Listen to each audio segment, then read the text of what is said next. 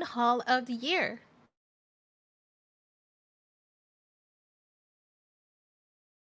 Hello? I got disconnected. Oh no. Well, yeah, where'd the slides go? I lost Oh the no. visuals. Okay, hold on. Let me just go ahead and share that again. Do, do, do. Yeah, kick the shadow-corns out. Get them out of your room, Sparkly. The shadow corns are shadow corning again. All right. Mhm. Everything good? Yep, all clear. Okay, perfect. Good evening and good morning, Unicorn fam. We are starting 2024 with a bang as we welcome you to our first town hall of the year, the State of the Unicorn 2024. As usual, we have heavy hitters from the Laguna Games team. Say hi to CryptoUnicorns CEO and co-founder Aron Beierschmitt and LG Zyori, who is the intersection of growth, community, marketing, prod, and so much more. Talk about doing everything, everywhere, all at once. What up, New year? Unifam? They ribbed me Hell yeah. hard in the Twitter space yesterday for not having a really short, discreet title. It was like, did you just name four Yeah. departments? Like, yeah, I kind. heard that. Some of those are one-person departments, to be fair. But shout out to Mitch, lead marketing Yeah. department, number one Shout out to employee within Mitch. our marketing wing. But no, excited to be here. Big day for town hall. Lot to go over. This is a big one. First of the year. Super excited, Sparkly.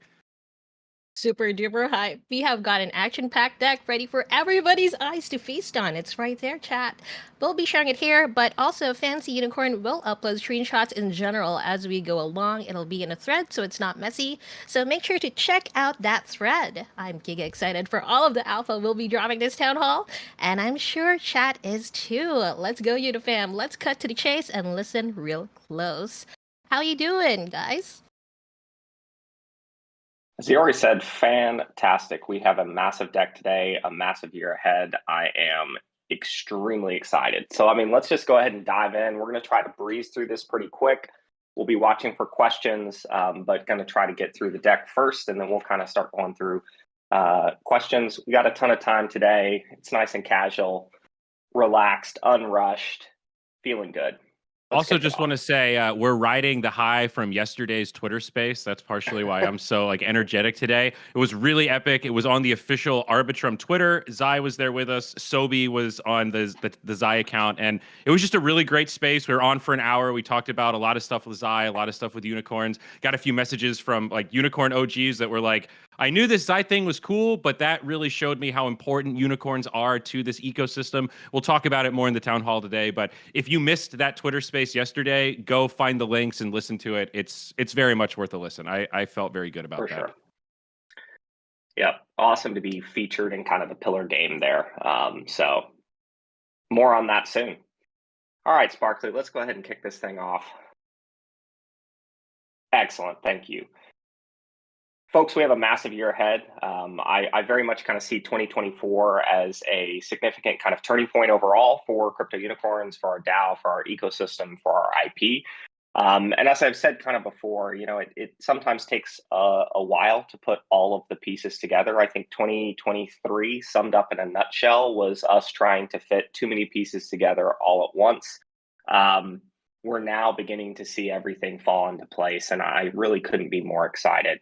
Obviously, there's a lot of updates to get to, but I think the core four updates here, obviously, Jousting updates are in progress. They're coming with the launch of 3.1, which is our next major release. Incredibly excited to have fully embraced community feedback. Massive shout out to Venicello, not just for the feedback on Jousting, but also the incredible UniWoo tool. This formula overhaul is coming with the release of 3.1. And again, Zyori will go into more detail on that front here shortly. I'll be kind of walking us through the Elder Game releases. We very much view Tribes Onward as the release of our Elder Game, which are systems that we're layering on top of the current generation of land gameplay. It's very much designed to be highly social, highly cooperative, and highly competitive gameplay. So I'm very, very excited to kind of open up a window into the future of Tribes and beyond. From there, we'll kind of give some updates on the ecosystem expansion, kind of across the board, including details on the custom marketplace, which has been underway for quite some time, Unicorn Party, Rainbow Rumble, maybe some details on merch, toys, and a TV series. I don't know. We'll see. And then finally, we'll talk about the fantastic chain migration, which we happened to close at the end of last year, pre-Zy token generation event. Could not be more excited for the opportunity on that front. And again, there were moments last year where I know the community fatigued, the community got fussy, the community got frustrated. A lot of what you see now was ongoing and we just couldn't talk about it. So we kind of got through that period. I'm happy to be through that period. I'm happy to be here and very, very excited about what the year holds. Thanks, Barkley. We can go to the next slide. Awesome. Zyori is going to take us through a quick look back at last year. Yeah, absolutely. You hit the nail on the head. The community got tired at moments, and some of us got tired at moments. We can go to this next slide. 100%. I love this graphic. We used this in the overview video that we posted on Twitter, and this was like kind of the key piece it kept rolling back to. And I like this because it does feel like a train. It shows how much we did at the lead up of 2023 and how big of a year it was, the nonstop shipping, all of the things that we learned along the way. Not every launch was perfect, but every launch did come with some serious learnings, stuff that we could iterate on. And we've gotten a lot better. Like just that thread yesterday about the further tuning updates, I loved seeing that discussion. I loved that it was constructive and thoughtful about, hey, what's the best way to kind of optimize with the variables we have? It feels like we're getting better at communicating earlier, making sure we're setting expectations and delivering according to those expectations that we set. So still a lot of work to do there. I'm not going to count the chickens before they hatch or whatever they say, but just looking back at this roadmap, I remember when I started almost a year ago and how far we've come. So on to the next slide here, just some quick beats for anyone that is joining us new to the community. You know, with Zy, we've got a lot of fresh eyeballs in the Discord, on the Twitter. So just wanted to quickly highlight some of those big beats. We made farming great again. There was a huge patch in December. We jokingly called it Make Farming Great Again. Land Gameplay 2.0 was the official title. This was the overhaul that really changed the game. We took all of those learnings, all of that feedback, and made the workshop the really core active part of the game. We reduced the clicks in farming, gathering, and some of the other less strategic but really core parts of the land gameplay. And it's gotten a lot better. As a extension of that, we've really tightened the loop. There's been a lot of trial and error and experimentation, but that's what iteration is all about. And the flow of Unum and RBW is getting better. Still work to do there. We have a team that is constantly analyzing, discussing, and trying to find different ways to make sure we have incentives lined up. But this is something that's come a long way. And it's easy to look at the charts and say the numbers should be higher, but a lot of games died over the course of this bear market, guys. The fact that we survived and we've come out with a big partnership and we're looking positive right now is so insanely bullish. We're in like the top 5%, top 3% of all blockchain games in the world. A lot of them make a lot of buzz, they make a lot of noise, but they spike up and fall right back down. The fact that we've been able to tighten the loop is a testament to that, as well as the ecosystem development. Aron mentioned Rainbow Rumble, the big skill game, Unicorn Party, the Web 2 stuff that's now in the app stores. Unicorn Party's coming online. Rainbow Rumble had a great pre-launch. That full launch now coming after the Zy migration is going to be really exciting. We've got a little bit of everything. We've got the casual games that your parents can play on their phone without a wallet. We've got Rainbow Rumble for those kind of hyper-competitive esports players. And now we've got this core farming loop that's about to expand with tribes. Not to mention the new player experience. We have the new player beginner berries. So if you're a brand new player, you can come in, get some reps in, do a few things very quickly, and start to understand what you need to do to play through the loop without having to do expensive trial and error, as many of us have done. I have several level 4 nurseries. So, you know, that one's on me. Should have read the guide. Next slide, please, Sparkly. And to summarize 2023, branching into merchandise, you guys saw the Shadowcorn Toys partnership with Ism Toys. This was our very beginning. Aaron's going to talk about this towards the end of the presentation, but merchandise is a big part of what we want to do with this IP to make it a generational IP. It's a really big goal, but we are making progress there. Like the Zy migration, a lot of stuff has to happen behind the scenes before we're ready for the big reveal announcement of what we're doing with merch and some of the content we're creating. But our merchandising director is doing a lot of really great work. We also onboarded Inverted Experiences. I've mistakenly called them Inverted Events several times. I think Inverted is listening right now. I've been working with him on a number of different concepts. We posted some of them for folks to review. We appreciated the feedback there. We are looking at doing some of the traditional conferences on the blockchain route this year. Aron, can I tell them what we're working on now in terms of events, or do we want to save that announcement? I'm not sure if that's a secret or not. You can leak that alpha. We'll leak a little alpha. Yeah. So anyone who's planning on heading to GDC, we're going to have a presence there. So this is a product of the Zy partnership. We've talked about co-marketing opportunities. This is one of them. That Twitter space yesterday was another great example. We are going to have a presence at GDC, and we're working on speccing that out. And our good friends over at Inverted Experiences is helping us figure out what to do with that booth space. So we'll have more details on that. It's in progress, but we've heard you on that one, and I think we can officially say when marketing, it's happening fucking now, man. Marketing now. Lastly, Team RPG, another thing behind the scenes. This has been going on throughout the year. Team RPG went through its public testing. It passed the DAO vote for match 3. We've been building, testing, iterating, and figuring out how to integrate that into the tribe's experience. 4.0 and 5.0, big patches that will be coming later this year. That's when you'll get to see the fruits of that labor for Team RPG Match 3. It's not going to be a separate experience. It's actually going to be integrated into the core game. Aron's going to give you some more details on that here coming up. But really exciting stuff in 2023, and we have set the stage successfully for a big 2024. All righty, I am up. Let's talk about the year ahead and the roadmap, again, that we plan to layer on top of the current land gameplay, right? I think I've said this many times over 2 years, like just having infinite progression, single player land gameplay is never going to lead ultimately to a sustainable economy. And land gameplay represents the base of our entire economy, and everything gets, of course, layered on top of it, right? So the importance of not only bringing an elder game that's going to be fun and enjoyable, but also going to create economic balance is incredibly important. So as we kind of go through these slides, I'm going to try to touch on how some of that occurs, and then of course we can get into more detail with questions. All right, let's hit it, Sparkly.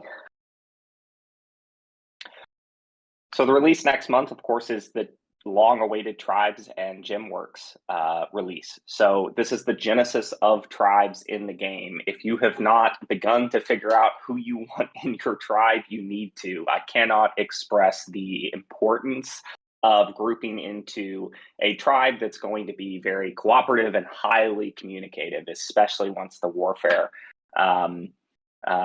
begins later in the year.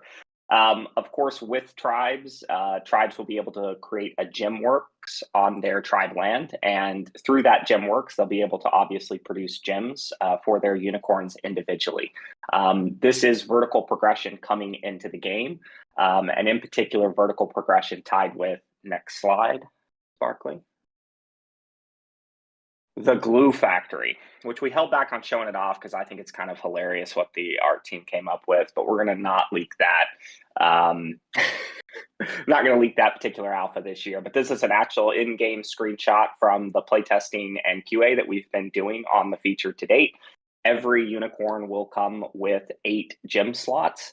Each gem slot you, of course, can slot a single gem into. You can, over time, slot higher tier gems in over the lower tier ones as you desire. So this gives us vertical progression of stats on an individual unicorn basis tied to unicorn burn. Obviously, many farm corns were born in the initial rush to just get enough working corns on your land. I think I would say the vast majority of breeders just kind of went pure RNG and did not apply any skill to that loop. Obviously, the breeders who did apply skill in certain cases have been rewarded based on certain loops so far. But what I'm really excited to see is what unicorn burn, and obviously unicorns burn, you get a unicorn soul. A unicorn soul is needed for certain high tier gems. This is going to be really interesting. It creates a deflationary mechanism against unicorn supply inflation for the first time in our economy. So something that's really important, and that deflation is driven directly into the advancement of the unicorns that you're obviously keeping.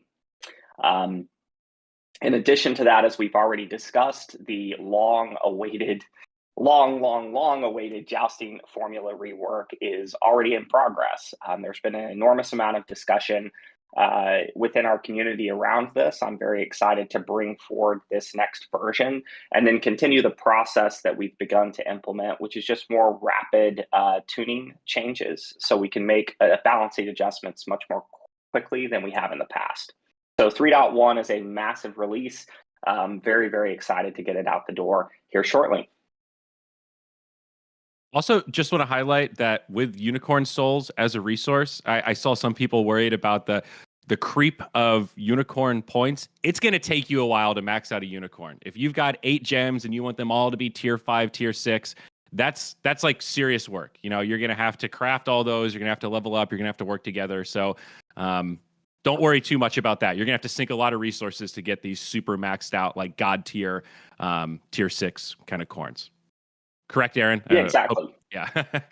I mean, that's wrapped into this idea of continuous progression. A lot of other projects sold assets. Some of those assets you got lucky enough to get, and you know they're rare within that collection. That creates this problem of you've got a bunch of bag holders who aren't going to play the game, who are just not going to really contribute anything to the ecosystem, and they sit there and they want other people to come in, purchase these assets over time, increase their price. Right? It's supply and demand.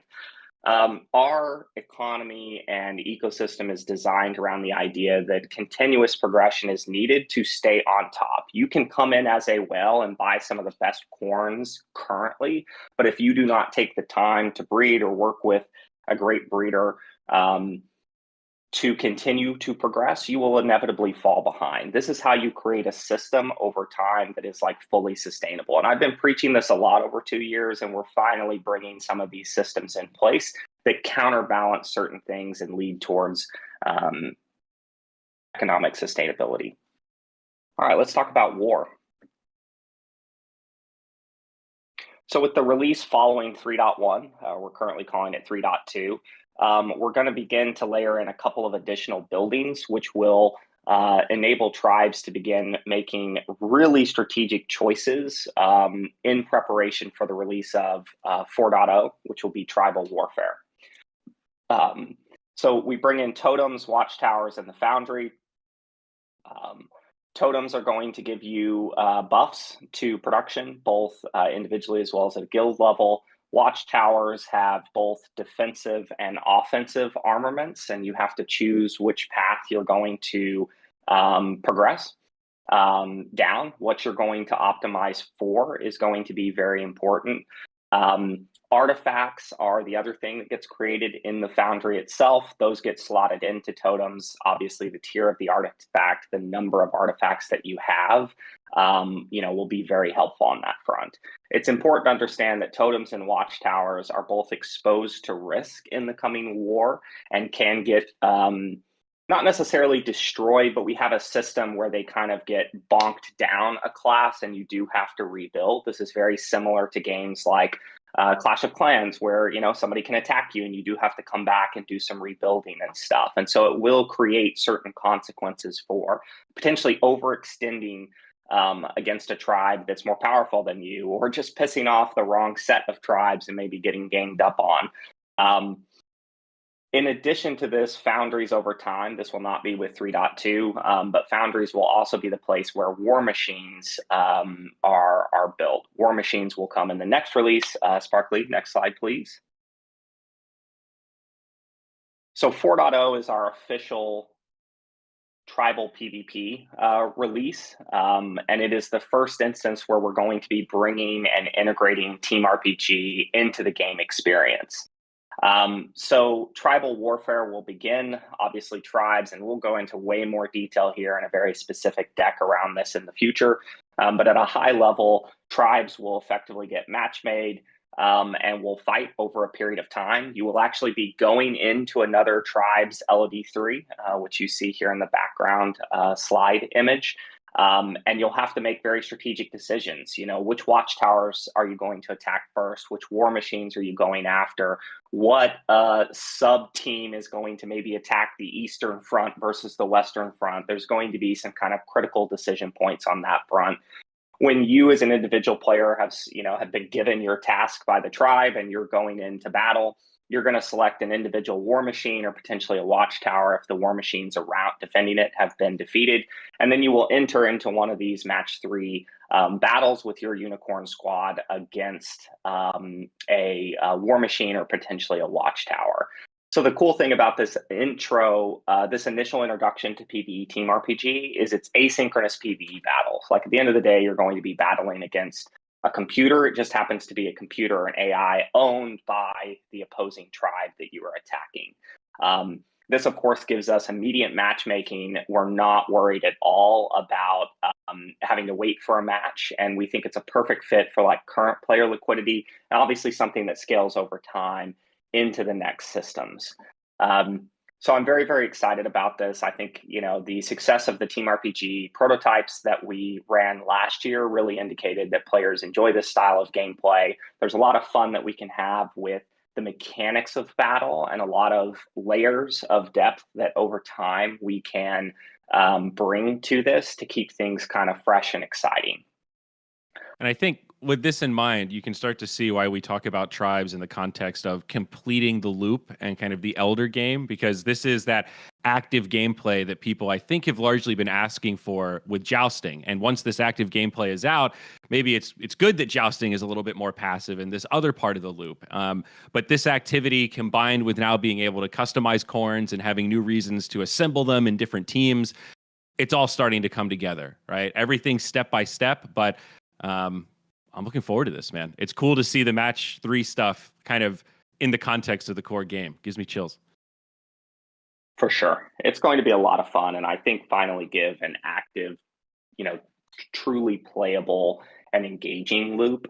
And again, we've just seen this time and time again. Match 3 is the largest game loop in all of gaming history in terms of its reach and the number of people who at least are familiar with it, and layering a battle loop on top of that has proven to do well in multiple billion-dollar mobile games. And again, I think it's a perfect kind of match with our IP.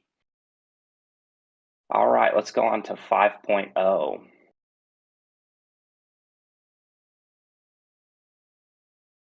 Excellent.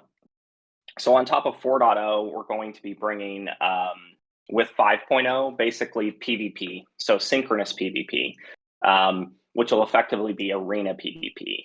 This is what we've been building for quite some time that represents kind of our seed killer, right? Like this is the loop that gets everybody really pumped and engaged, and something that they can grind continuously and improve on, and especially when you match it with things like unicorn gym progression, et cetera, right? So it gives us this phenomenal playing to create a system that can be engaging for years to come. So with PvP Team RPG, you're getting an actual 5v5 unicorn squad versus unicorn squad in real time against your opponents. So again, this follows the 4.0 release. It represents something that, again, I think we can concentrate liquidity around. Obviously, with the Zy migration, we're hoping to really, really, really push forward on improvements and land gameplay that everybody gets super, super excited about. And I think the big key here is we're really combining, again, this universal appeal of Match 3 with the depth of a team RPG in a way that kind of hits all game developers are really looking for the secret of something that's easy to pick up, but very hard to master and has a very deep skill curve. We saw all of that in the Team RPG playtest. And again, I couldn't be more excited to be bringing forward this version of Arena PvP as the 5.0 release on our roadmap. And there's this cool 2-way aspect to the loop where now you need, well, once we have this, you'll need more unicorns because you'll need these different compositions and they work in teams of 5. But to power them up, you'll also need unicorn souls that will come from the deflationary loop of Glue Factory and future Twilight Tactics and unicorns getting taken out of the population. So those two things going in kind of opposite directions together, that should be a recipe for success. Passes my gut check, at least. I'm no economist. No, absolutely. I mean, it's layers upon layers, and each layer on top adds further both strategic gameplay depth as well as economic depth to the system below it. So very, very exciting. Cool. Next Let's slide, talk please. ecosystem. Yeah. Fun releases here. So first thing up on the list, one thing I know everyone is very excited about. We can hop to the next slide here and talk ecosystem growth. Custom marketplace. This is something we've talked about a lot ever since Haku went offline. It was sort of sudden that Haku went offline. We explored every option there and then some, and it came back to we need to build our own. This is something that was pushed down the priority list because we had a lot of mission critical things, and now it's been top of the stack. And you'll see in a moment that we have a couple of slides to show you of what this marketplace is going to look like. The target was really to hit the bar of what Haku offers. Also, shout out to Venticello and the great stopgap of uniwoo.me and being that interface that can help kind of live on top of OpenSea and at least give us some path to sort corns by total stats. We talked about the two other things a little bit. These are a little bit less of a secret, but the Unicorn Party full launch is on the way. We still haven't completely flipped the switch yet of that user acquisition funnel. We're still getting the final apps into the store and completing the suite, but we've got 3 approved in the stores, the Trivia, Bumper Corns, as well as, what's the last one? I'm spacing on it. Line? I'm in chat, man. I fumbled the ball on that one. I don't even know where you're at. I'm in. What's our third? I'm in here cutting them down. What's our third Unicorn Party game that's in the stores? We got Trivia, we got Bumper Corns, and we got Mob Run. Mob Run, of course. Oh, how silly of me. For 5 points. It's all right. There it is. Got you. We got it there in the end. Thank you. You bailed me out. No, but it's coming together. So the Unicorn Party stuff is there. I encourage everyone, if you've got a smartphone next to you, go to the Google Play Store if you're on Android, go to the App Store if you're on Apple, download them, just check them out, give them a rating, setting the stage for when we open that up to the full public. Well, it's open now, but open up the marketing funnel and blast it. Rainbow Rumble as well. We've mentioned this one, but after the Zy migration, we'll be doing the full launch of Rainbow Rumble with some tweaks. There are some things underway right now to help improve the experience. The pre-launch was really great. We did those small influencer events. That kind of reveal event with Baranar, Myrtle, Archer, and Azarian was really cool to see the community rally around that, and was a very successful reveal to that product, and had a lot of fun doing it. Last but not least, before we get to the screenshots of the marketplace, the DAO mini games. Just want to highlight the Unicorn Fight Club and Unicorn Gladiator projects. If you haven't seen those, head over to the forum. Both of them passed the vote on Snapshot and are going to get the first round of funding to start being created. One of them did pass organically. The other we did push through. It had a mixture of votes, but there was one party that has a lot of SRBW that blocked it, the 81 million wall, if you will. In this, I wrote something in Sirius that I think encapsulated it well. I just want to touch on it here. We try to vote as seldomly as possible, but in the context of these relatively small experiments that are community run, I think it's a good thing. We've always had this idea of it being an ecosystem. These two games might compete with each other. They might not. I do think in general competition's good. The future rounds of funding for these potential projects will be contingent on delivering on what they proposed and feedback and sentiment, and can they make something cool and captivating. So in the grand scheme of things, now that we've got this partnership with Zy in full swing, I think it feels appropriate to take those bets. So I also just wanted to say that was something that I pushed for to push forward. So if you got gripes with that, feel free to enter my DMs, and happy to chat about it. Sparkly, let's jump to the next slide and talk custom marketplace. So here we go. A lot to digest here. 3 different screenshots. The 2 on the left are just your simple overview of what the marketplace looks like. You can see all of the different items will be listed, right? We have a bunch of categories. We've got items, we've got land, we've got unicorns, shadow corns, minions, all sorts of things. So they'll be sorted into these different groups. The screenshot in the very middle shows you the unicorns and of what that interface will look like in terms of total stats. It should look fairly familiar to you. And then all the different filters you can use to search for stuff. So simple, but exactly what we need. Will be flush, looks nice, obviously, on brand, and where it should be on our website. On the far right, this is just a dashboard screenshot that I grabbed that is a really nice overview, shows some general stats, shows how to find the different collections. Your landing page for the new users that are overwhelmed by all of the different things in the Crypto Unicorns ecosystem. Here it is. The universe now is going to live in one place. So not prepared to give exact dates. We're always timid on exact dates. But as you can see with these screenshots, this is pretty constructed. It's coming together very nicely. Aaron, I don't know if there's anything else you wanted to say specifically about the marketplace, but it's coming along very well. Yeah, the major win that doesn't get talked about enough here is the opportunity to fully connect the marketing funnel. Right now, trying to acquire players, Facebook, TikTok, wherever it may be. Ultimately, you're showing an ad, you're getting a click on that ad, and you're sending them somewhere. And the unfortunate part of the current, reliance on OpenSea, and it was even the case with like Haku, RIP. We lost signal after they leave, right? Or after they click and move out to say OpenSea. And so it's impossible to feed back to say the Facebook algorithm to say this player not only clicked on an ad, expressed interest in it, but then ultimately went on to make a purchase. Like that is ultimately literally every direct to consumer startup over the last decade. That was how they did it, right? They said, okay, I'm going to show you a mattress. You're going to click on it. When you make a purchase, I'm going to tell Facebook that this person made a purchase, and that feeds the algorithm and it begins to scale. So on that front, this is one of the major things that the custom marketplace gets us is we can begin to send signal back to Facebook, to TikTok, to other platforms and tell them, hey, you drove an actual purchase here. You drove an actual consumer here. And once we have that end-to-end marketing capability, the ability to target more closely and tune the algorithm over time is going to be a major win. I mean, foundationally, that's how every mobile game has grown over the last 10 years. Every direct-to-consumer startup has grown over the last 10 years.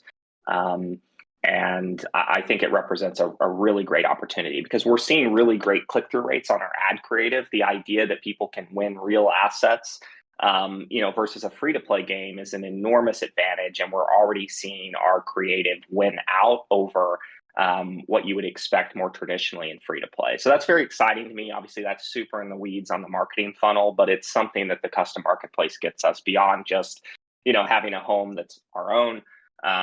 And obviously the filters for stats and things that we really care about.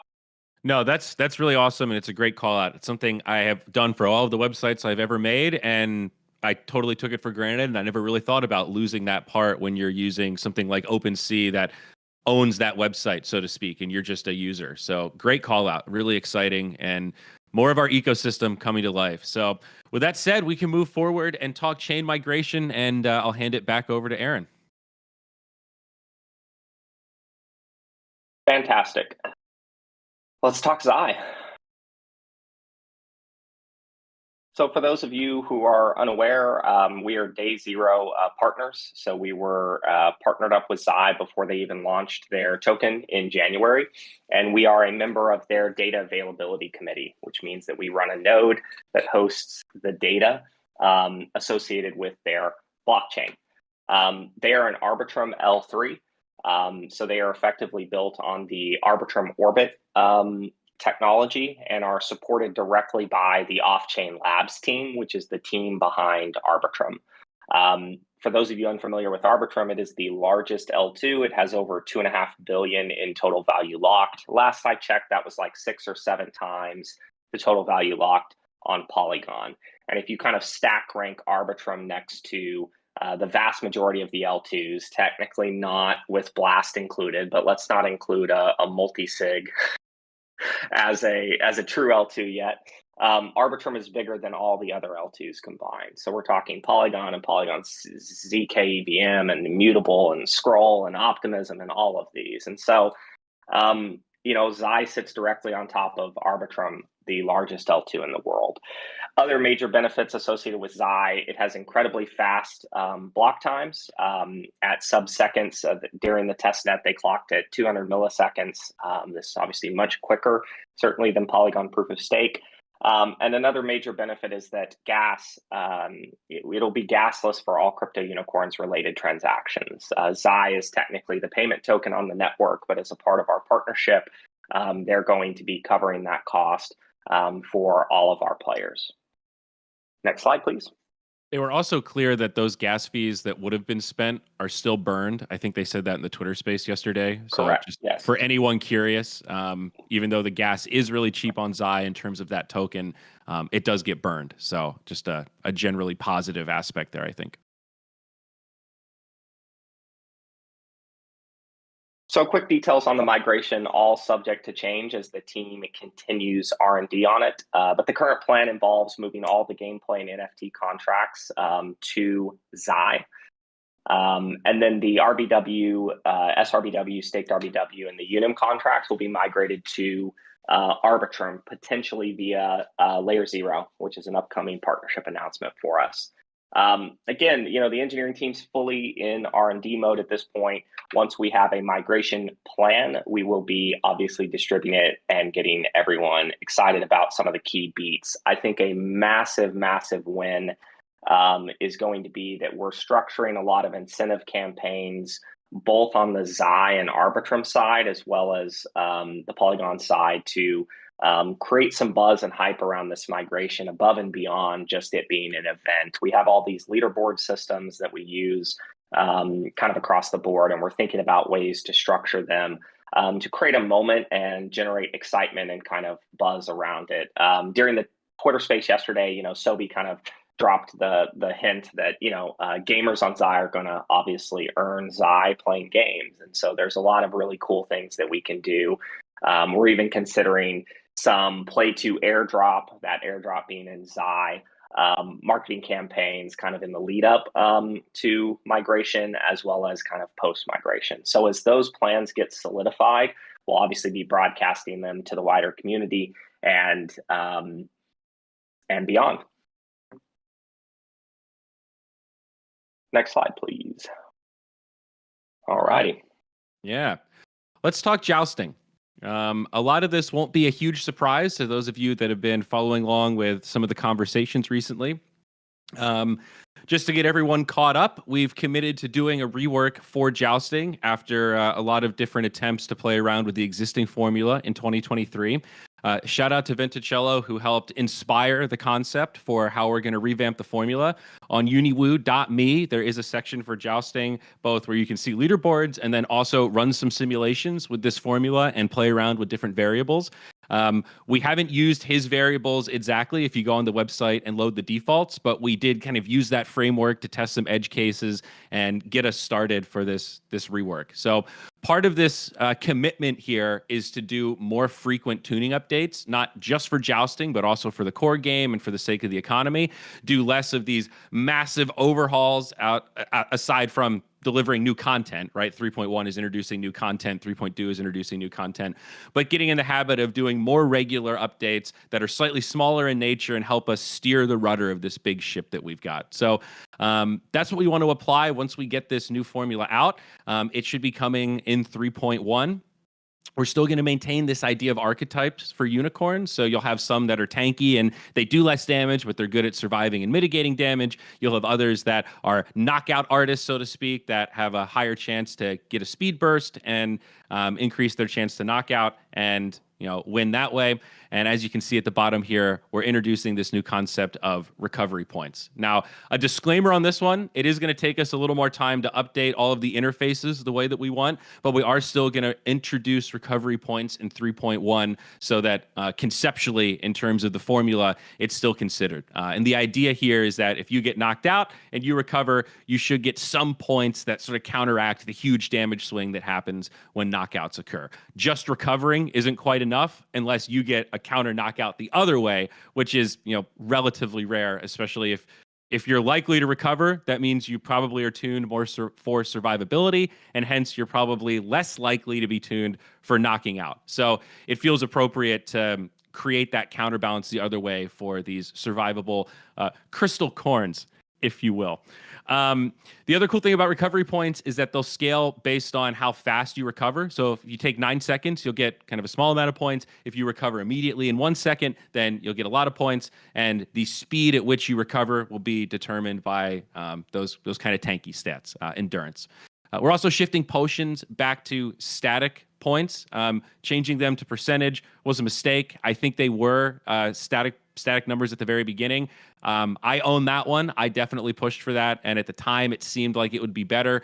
And now it's clear that the static numbers give weaker corns a better way to close the gap, right? It's not perfect, but when it's percentage based, it just buffs up these big corns to be insane. So this also puts a cap on it on the top end. This also allows you now to fill the deficit, so to speak. If you use a tier 3 potion, you get 500 no matter what. So if you have a unicorn who's, really got a deficit in one category, now you can effectively fix that. Whereas before, using a percentage-based upgrade on your lowest category kind of gives you the lowest value out of that potion, and it felt a little bit backwards. So, okay, next slide.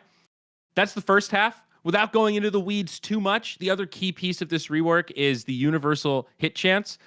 Before, intelligence was the thing that kind of gave you your percent hit to chance, or chance to hit, rather. So intelligence was just the best stat. Hit is the basic multiplier for everything else to happen. You can't knock out if you don't hit.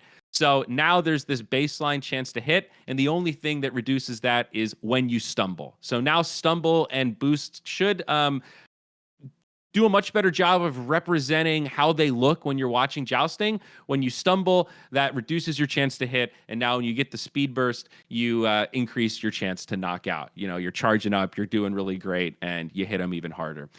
There's also a new feature, and on top of the recovery, it's called absorption. It's just the straight up counterbalance to damage increase that you get from power.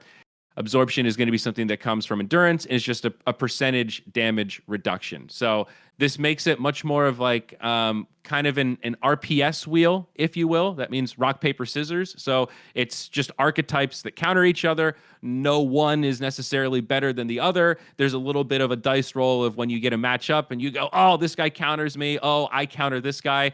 Not dissimilar to like Pokemon, right? I'm a water Pokemon, you're a fire Pokemon. I'm really excited if it's my Blastoise versus your Charizard, vice versa. Not so excited. That's the general design principle that we're looking at here. So you can see on the right now how all the different categories will contribute to these different aspects of either doing damage or mitigating damage. In the case of speed, giving you a chance for some additional knockout. So next slide, please. General roadmap for Jousting. This is where we're at. Step 1, complete. Get this formula that we just went over into the conceptual stage. We have it into a tech spec. We have our engineers working on implementing it for that 3.1 patch. So we're moving on to step 2 in the very near future.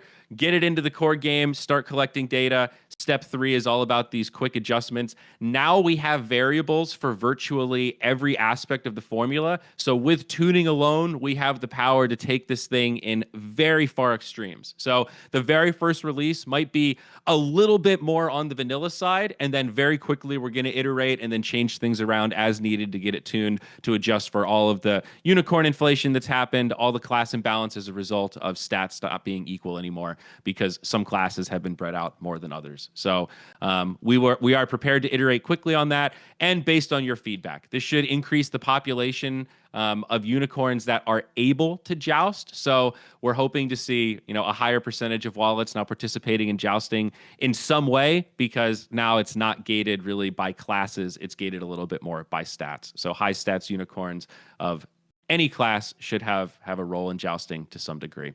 After that, we're going to see how it goes, see how things happen with tribes, but we're open to consider jousting being a more active experience. That's been the resounding feedback, is give me some incentive to watch it. Give me some little edge, maybe 20%, 30%, if I can go in and adjust my stance or change something or equip something to my unicorn or somehow get an edge against someone who's just set it and forget it. So we have some ideas on the drawing board. We want to go one step at a time. That's why I've laid it out this way, and we're still early on here, but just wanted to lay out for the rest of 2024, if all goes according to plan and some of the energy from Make Farming Great Again and adjusting that framework can be adopted into Jousting here, where we take this thing that's been miscalibrated and recalibrate it in a way that it's much more approachable. Sky's the limit. You know, we can keep adding features on top if it increases engagement and community likes it. So step 5 is about dreaming big, but that's pretty far in the future. Aron, I don't know if there's anything you want to add to that. A lot going on with Jousting. Really excited for this. Yeah, I'm excited that the plan came together to land with the next release, bringing a more balanced jousting sim to the table right as vertical progression lands with gyms. I think is really, really good timing. And again, with the changes that are going live next week to just do class-based tourneys on a quick kind of rotation, I think that's a good way to send some of your corns that weren't competitive in the current sim in to begin to test them out and figure out which ones you're going to be wanting to equip up with gyms to kind of be maximally competitive going forward. So very, very excited to have put this together. It certainly took a little too long to get here, but at the end of the day, I'm incredibly happy to have worked so closely with the community on this feature. And that's like foundationally what all of this is really about. I think a lot of developers run away from that at times. We have pulled back from the community, and it's always been a mistake. And this is actually a great tee up into the next section here, governance 2.0. You know, at times people have pointed fingers at us and we've been torn down for kind of the path that we took on this front. Again, being one of the most active, if not now, the most active game DAO in the space. And I think as we see other communities begin to collapse into chaos around us, I would really point to them not having really any form of a governance framework, right? I mean, you know, it's not just about distributing a token. You actually have to have a process by which token holders can come forward and you know, ensure that their voices are heard in a way that can ultimately lead to change, because you can't have the spectrum of it just being a mob. You'll never get anything done. So you need some structure and some hierarchy within it. And you know, we're really just scratching the surface of, I think, what is possible, but are very much taking this major next step forward here with governance 2.0. Next slide, please. So the big thing that is effectively happening now is the transfer of the CryptoUnicorns IP, as well as all the assets in the treasury, to a unincorporated nonprofit entity, which is beholden to the DAO and the token holders. So this is how we really are putting everything that we've built on the line and putting it again into an entity not controlled by Laguna, but controlled by the token holders themselves. This gives us a really adaptable structure over time. Obviously, the initial charter can get modified over time by the token holders themselves, and it really sets us up to create a permanent place for CryptoUnicorns, regardless of what happens to Laguna in the future. So again, the big move here, unlike any project in the space, is we are literally fulfilling the promise of progressive decentralization and handing the IP that we've created and the treasury that we all collectively raised and built to the DAO. And that's a really amazing thing. I believe it's one of the firsts in the industry itself. Next slide, please. All right, fun stuff. Next slide.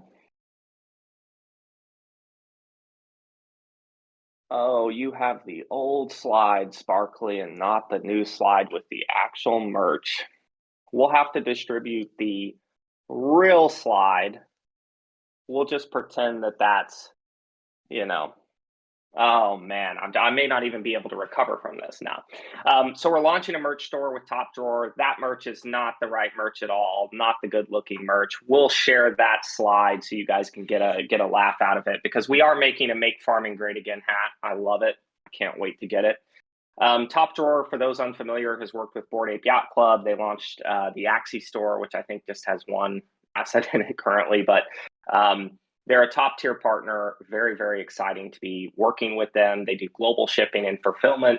Again, we learned a lot through the Ism Toys partnership. Obviously, that was a small shop. We got into some trouble on that front, just with them being very slow to fulfill orders and things like that. Again, you live and you learn. We have learned Top Drawer is the pinnacle partner in the space for merch. Again, all the top projects have worked with them. Super excited to launch this. We will be doing giveaways and free merch vouchers. There we go. Yeah, there it Hero is. mode. Boom. So that's a look at some of the merch that's coming to the store.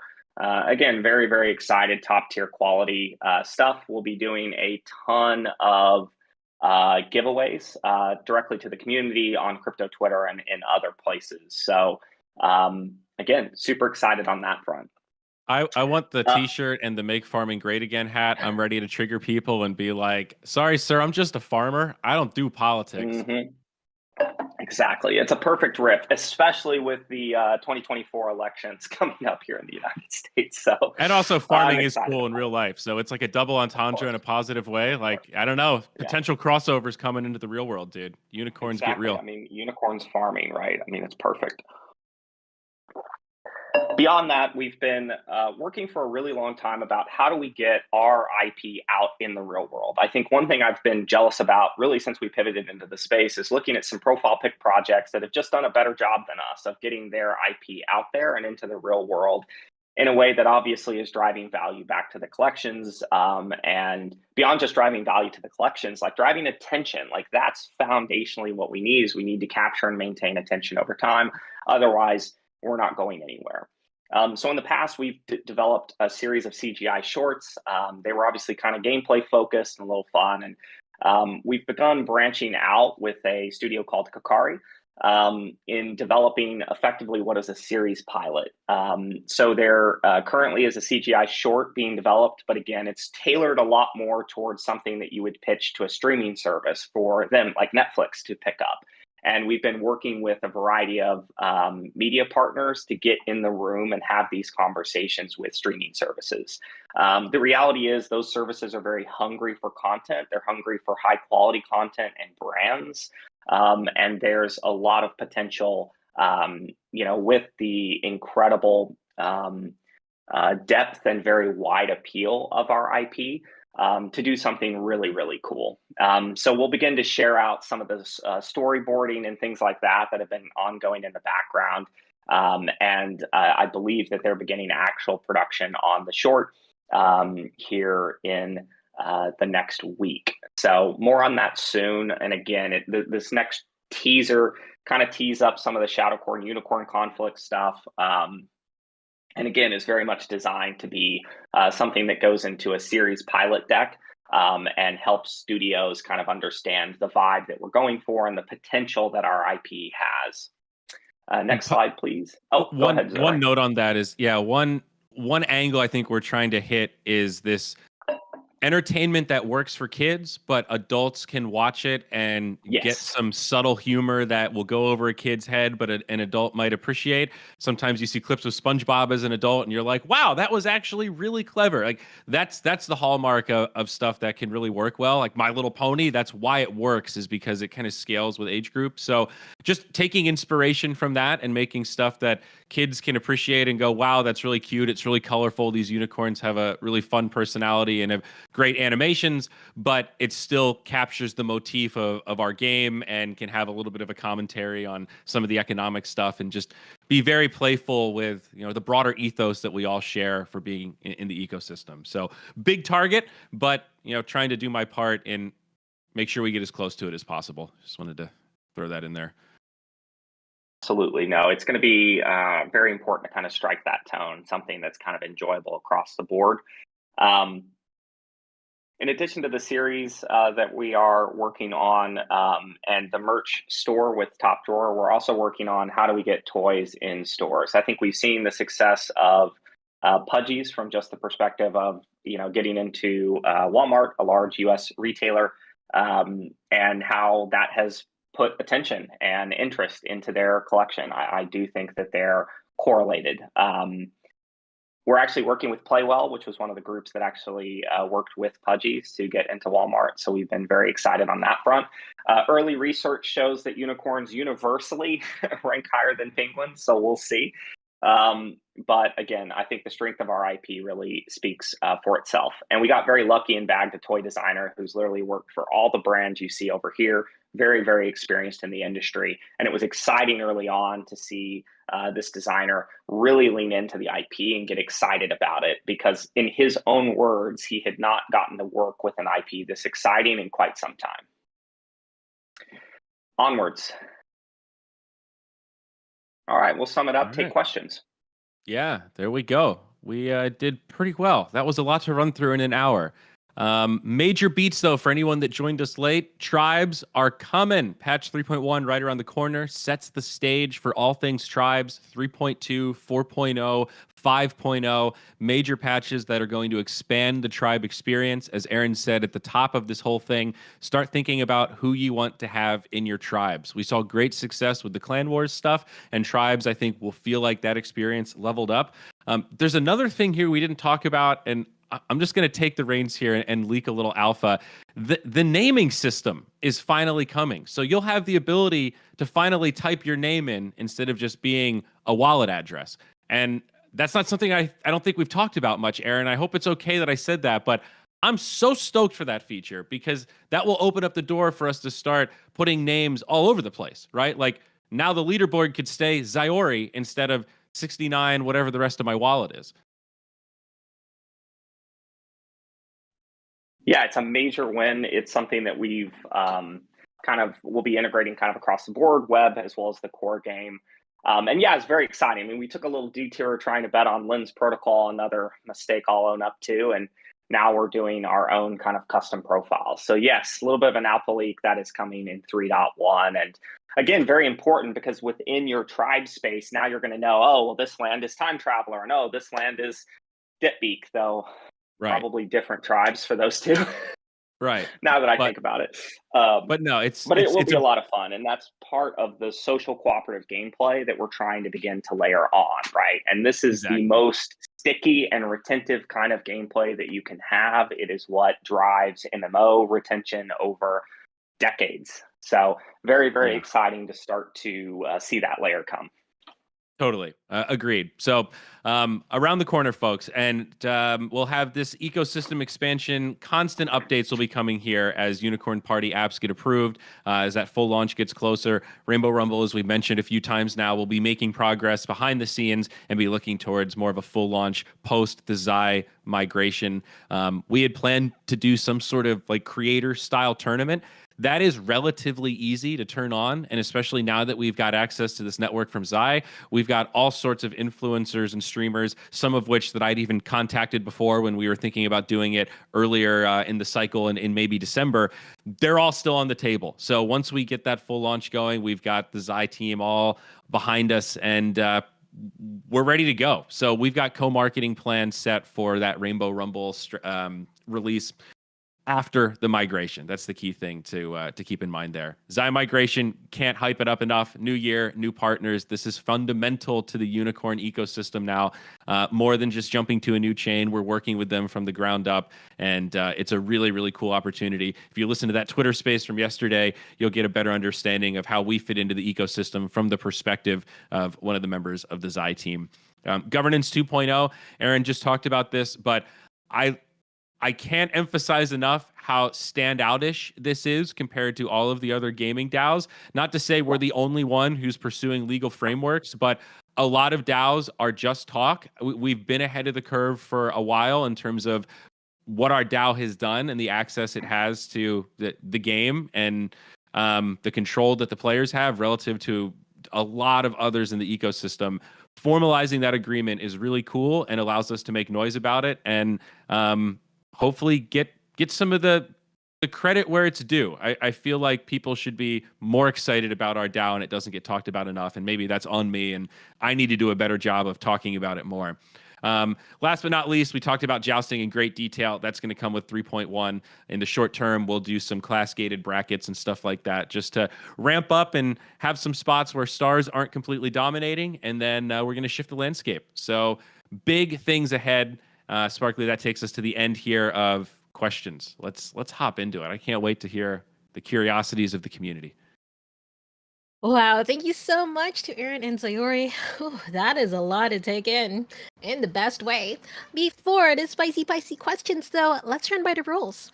We do not have a limit to the number of questions this time, so ask away, chat. We're also a bit more lenient on the usual 1 hour limit for the town hall. Let's just say we can keep answering questions until we can't.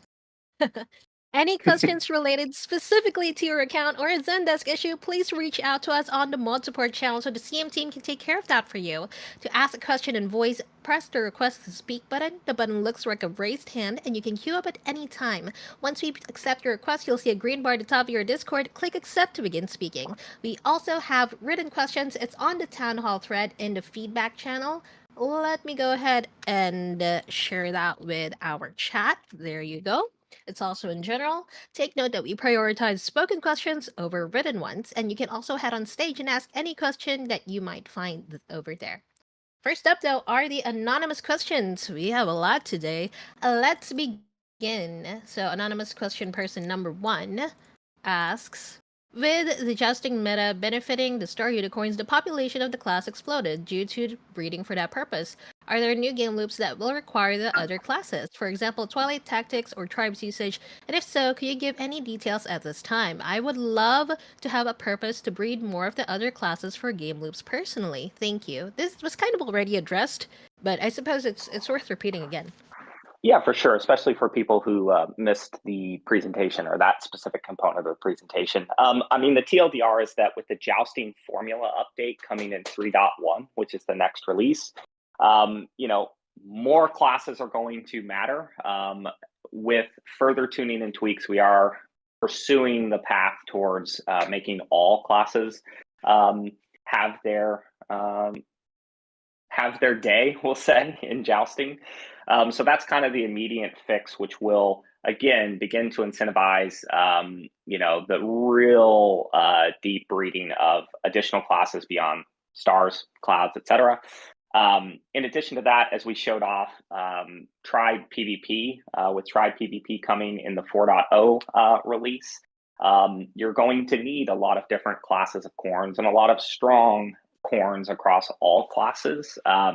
For example, if you're coming up against a tribe that has produced a bunch of light class group war machines, you're going to benefit from having a set of unicorns that can go to battle against those and defeat those, both from an RPS perspective as well as a synergies perspective. And again, a lot more detail kind of coming on this in the future. But yes.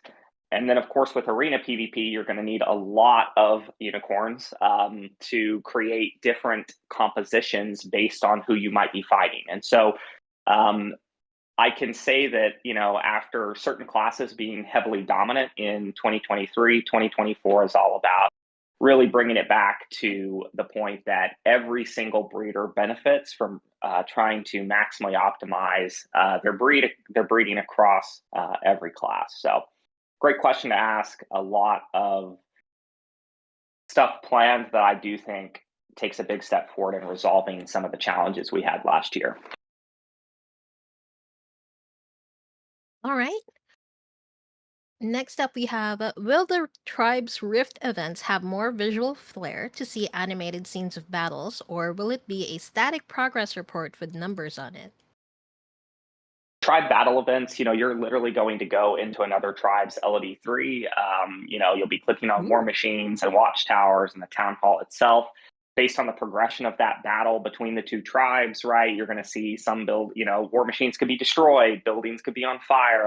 Yes, there's going to be way more visuals. It will not just be a battle report on that front. And then, of course, when you select, I'm going to go up against this watchtower, I'm going to go up against this specific war machine, you're going to get into an actual battle scene, as we kind of shared in the deck. So yeah, it will not be a static progress report.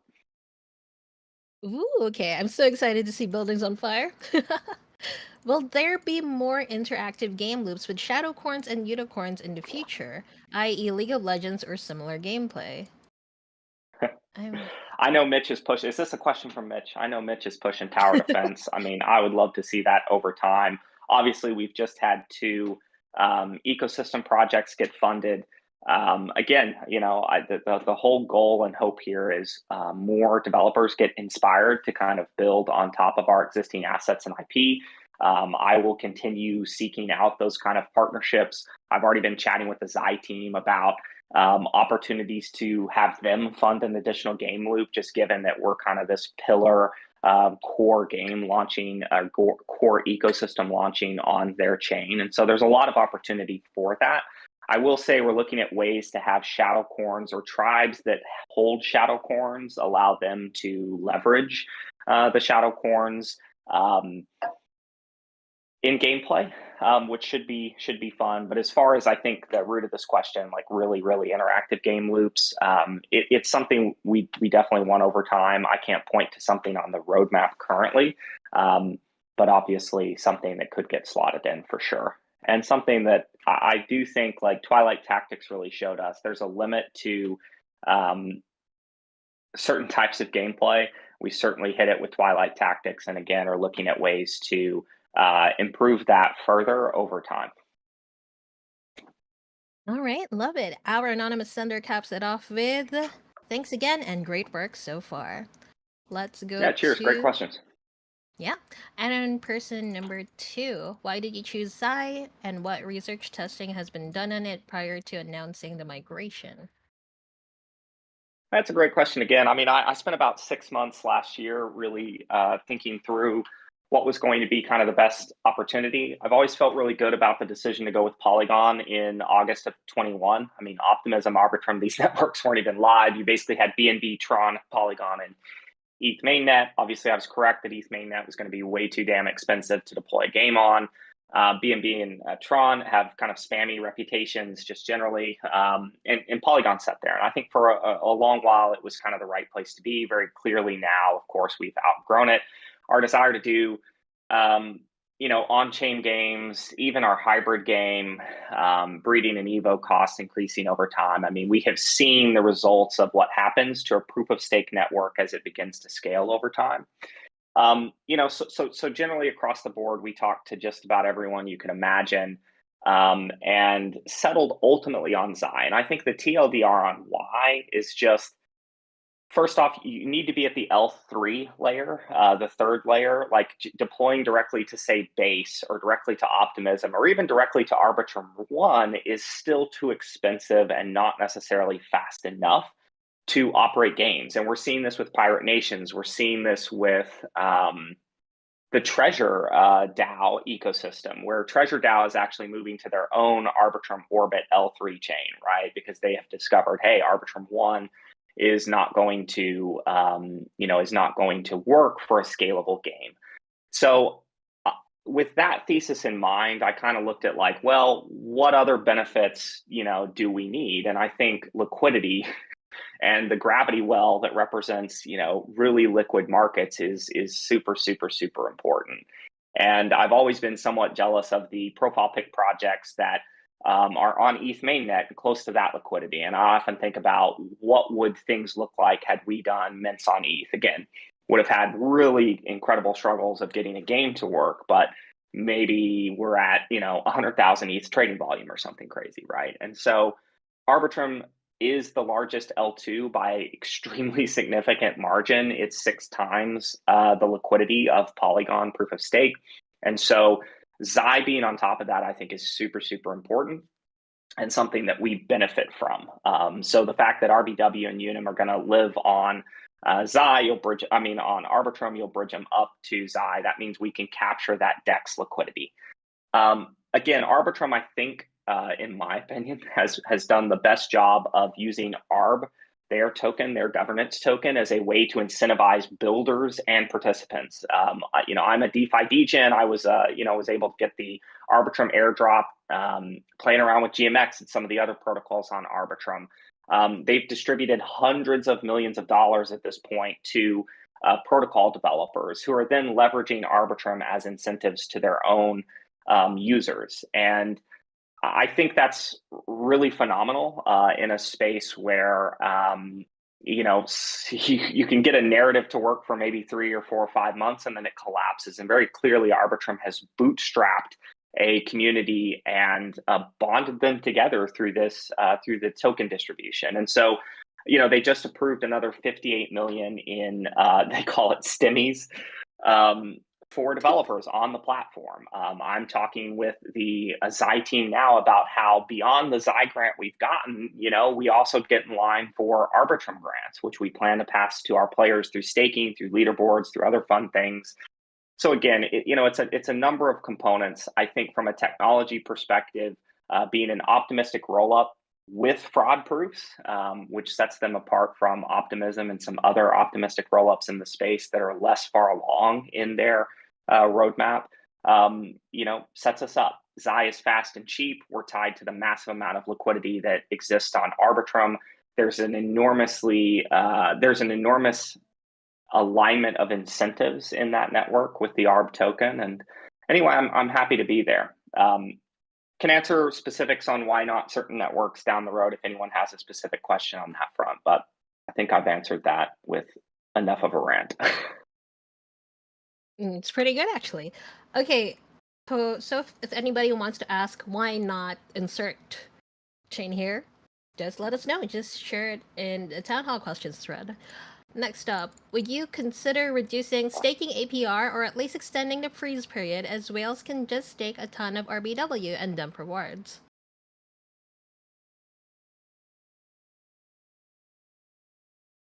Right now, what we're focused more on is how we can leverage this enormous Zy grant to reward RBW holders. And the first place to do that is absolutely to add it to staking. So now, should we reduce RBW rewards on top of that? I haven't really thought through that. I'm much more focused on creating incentive systems and leaderboards and challenges that get people hyped and ready to migrate, and try to, again, really focus on bootstrapping as many new players in the process of this migration as kind of possible.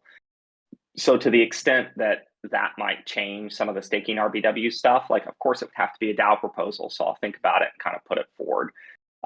We've always been very interesting, right? I mean, this statement is not necessarily correct, right? I mean, we had this funny thing where at the beginning, the game was so economically deep, it was net RBW sink for 6 months. Like no other game in the space can claim that. Like there were more RBW that went into the game than came out for 6 months, right? And the complaint there, and I think it was somewhat valid, was, hey, the passive stakers are earning more. Sounds like another community that recently just figured this out. Oh, no. This is the beauty of us actually being and shipping and distributing tokens and learning, right? That's the moat that we're building versus other communities that are moving more slowly and clearly kind of shitting the bed.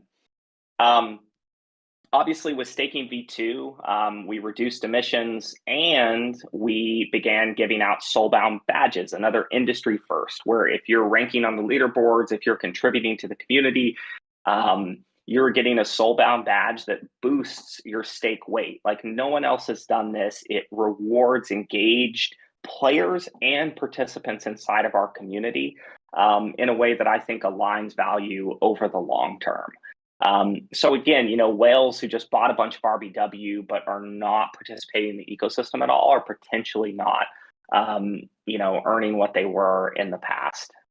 So generally, I would say I'm more focused on how do we leverage Zy, Arbitrum, and potentially even Grail rewards, because we're likely to go to the Camelot DEX on Arbitrum, the Camelot decentralized exchange on Arbitrum, which has Grail rewards for LP providers and for stakers and things of that nature. So I'm looking at, hey, we have a lot more tokens to begin to give out to players. This is stuff that we've experimented in the past. For those who remember, we tried this with Balancer for a little while. We did achieve a 17% APR on top of the RBW rewards, which was exciting. And then Balancer Governance kind of cut us and many other pools out of that. So it was an early experiment, but it was one that, again, I've been looking to rerun. And another benefit, I think, of this move is we're going to have access to additional tokens, which we can leverage as rewards to the community above and beyond RBW. All right. Oh, we have a nice question here. What is a typical day for the Laguna team? Would like to know what you guys, gals, spend time on throughout the week. It's impossible for me to generalize what a typical day looks like because we've got people all over the world doing very, very different things. I mean, I can give my experience quickly. I wake up at Let's do it. 5:30 to 6, I pound a coffee, I get some peace and quiet and some thought, and then it's just a shit show of product meetings all day, maybe an engineering combo or two. And then eventually I clock out with Discord. So but yeah, it's impossible to describe a single day. They're all very, very different. But typically I'm very focused on what are we doing 3 to 6 months from now? Because, most of the team is working on how we get, releases out next week, right? So my focus and attention stays a lot more forward looking than I would say most people on the team because they're heads down grinding. I love it. I think I'm also interested to learn about, Zyori. What about I'm your typical day? I'm somewhat similar. It does vary, and I do travel a decent amount. We do those jousting streams sometimes on the weekends, so that is an atypical day compared to everything else, right? But I spend a lot of time relaying information internally, kind of reviewing ideas and helping people talk through stuff, and then applying what we've seen in the community and kind of digesting key sentiment from the CM team, and then helping the social team, helping Mitch, and helping product and design just cross collaborate and facilitate the breakdown of barriers for all those people. So that sounds really nebulous. It's a lot of talking on the phone. It's a lot of spitballing. It's a lot of reviewing documents and going back and forth with Aron about interesting ideas that are sometimes kooky and wild and sometimes are exactly what we need. And trying to make a little bit of order out of the chaos, I guess. Wildly different too. I feel like everybody in LG has wildly different kind of like day-to-days. So that was a great question. Oh, we have another one. We have a very spicy question over here. What is your take on the current Axie homeland situation? Zyori, how about some context? I feel like you're the best person to give context on this. Well, yeah, and high level, 2 years ago, Axie made a really big mistake with their land. They sold it like 4 years ago, and everyone awaited this really big update. And the reveal was, hey, we're going to shift from 2D art to 3D art and delay gameplay even longer. I know because I was on the broadcast that revealed that and saw the digital pies being thrown at me and at the time, the lead game designer. So that was just a wild experience to live through. At the time, I was just an Axie land holder as well. And now they have this to rectify that. There was passive staking emissions. So kind of to what Aron was talking about, land became this way to get the governance token, AXS, just by holding it. And there was a patch in December that reduced it by like 20%. And now that reduction is at 0% for passive holding. And you can get like, 50% of that value by actually playing.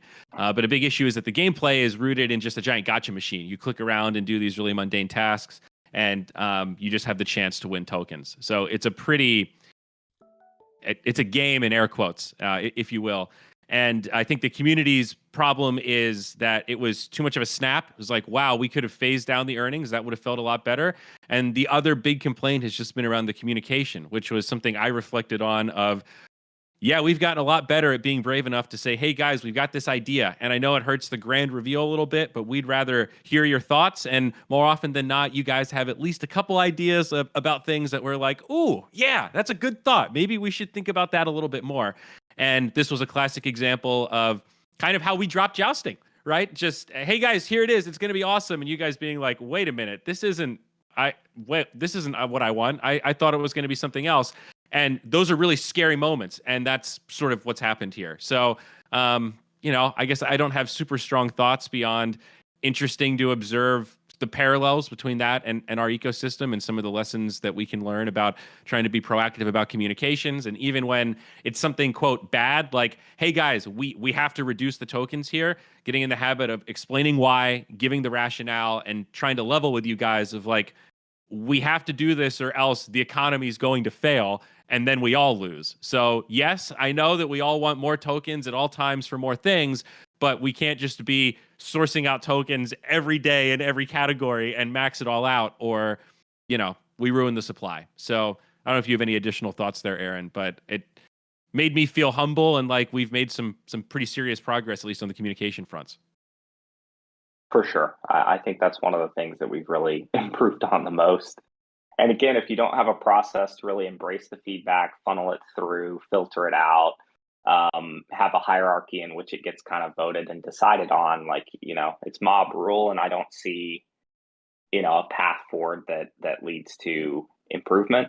Yeah, I mean, the only other thing I'll say is, like, I've called this out a bunch. They've had it. This is just game developer speaking to another game developer.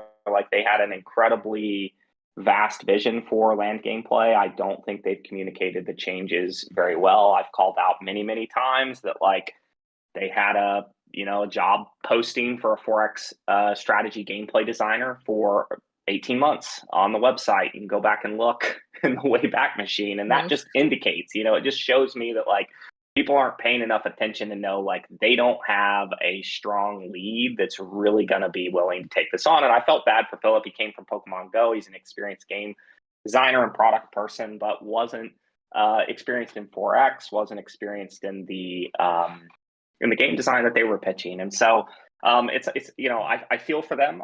We've certainly had our moments of virtual pies being thrown, and it's never fun. But I do kind of hope that, again, I've been surprised at certain communities' willingness, I think, to kind of put up with delays and put up with lack of progress. And here we kind of sit continuing to ship. So I will say I was kind of laughing a lot about how their update was finally showing people's own axes up to 3. And we've had that kind of from day one. And so it's again, I hope they find a path forward. But I'm also looking out for, as people abandon that project, we certainly are seeing some people give up. I hope they're willing to give us a try and join our community. Yeah, the main narrative I've been trying to remind people of is that if you tried our game a year ago and you thought it sucked or you didn't like it, give it another go, because the interface has changed a lot, the flow has changed a lot, the core of the gameplay has changed a lot, unicorns have changed a lot. So just come back with fresh eyes, and I think that's a relatively humble plea that resonates with some people that are discontented. I had a moment where I just felt a little proud of myself because I found in my Apple Notes this doc dated from April 10th, 2022, which is like my spec of what I thought Axie Land should be that I had sent to Philip in the wake of that original reveal being so disastrous. I don't know if he ever read it or shared it or anything, but back then I was just the little esports guy. I wasn't in the game design department, and I don't know. I just smiled a little bit and felt very glad that, Aaron was willing to give me a little bit more breadth to, step into the game design side. And, I don't necessarily work on the game design team, but I share notes with them. I share feedback. And when I have ideas, they genuinely listen and consider it and go, hey, maybe that is a really cool idea. You have a lot of experience playing games, and seeing my spec 2 years ago, it's like they should have just followed what I said. I had the idea. So anyway, that was the only part where I felt just glad that I've been able to spread my wings and apply some of that energy to unicorns where we can actually do something about it. So cheers to that, dude. For If we had beers right now, I'd clink them. Exactly. Love it. Give me virtual Love beer. Speaking of that point about feedback, we definitely understand, like, when the community has been speaking about, like, the current suggestion system that we have, it's there and we do get feedback from it, but it could be a bit more structured. That's why the team is also working on, like, a more structured feedback system coming from the community to the team to the community. Look forward to a chat. You can actually, I think you can take a look at what we're starting right now. We're cooking at feedback.cryptounicorns.fun. So we're going to get that filled up with your suggestions from the previous suggestions channel. And that'll be our new grounds for suggestions. All right. We do have a lot more anonymous questions now that we don't have a limit on it. So how about we take a little break from the anonymous questions and let Valid Syntax onto the stage? You've been waiting for a while. Come here. Valid Syntax. Uh-oh, the infamous Uh-oh. accept invite raid boss. The struggles. Oh, there we go. Hey, buddy. Hey. How you doing? Hey, what's going on?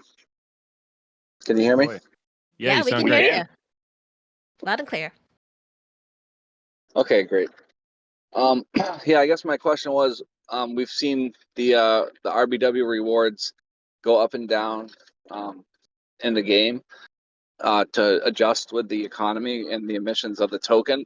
Now, what happens if the token is all of a sudden goes to $1 or $2? Are we going to see how fast are we going to see that adjust, and what type of choice will the holders have? It's a great question. I appreciate you just cutting through the bullshit so we can kind of talk about the real of, trying to manage and balance these economic systems, right, in real time. And part of the struggle is this attempt to predict potential demand. And I think we've gotten in trouble several times where we've oversourced expecting demand to come and it doesn't land. And then the subsequent tightening efforts are, of course, kind of always an excuse for some virtual pies to be thrown and some frustration to get levied at the team. I think the message that I would give is like, we recognize that Unim and RBW sit on a seesaw, and oversourcing one relative to the other is only going to lead to dumping of one in exchange for the other one. And so there's not a single point in the system that we can just turn a knob and expect things to go in the right direction. So we recognize it's a seesaw. We kind of have to scale and tighten them both simultaneously as needed. And again, we're starting to really think about what metrics do we stack up against? Is it RBW holders certain requirements of a number of RBW in a wallet, held over a certain period of time to count out people that might be trying to Sybil that or whatever, right? I mean, any metric I put forward, that's because we're in the dark forest, could potentially be leveraged by, future members, current members of the community to try to extract. But I will say we again recognize that like inflation needs to come along with, again, increases in daily active wallets, increases in daily active wallet RBW holdings, increases in SRBW and these things. And so, if you want to map out and try to find two lines that parallel each other, you go back to the early 2022 and you look at the price of RBW.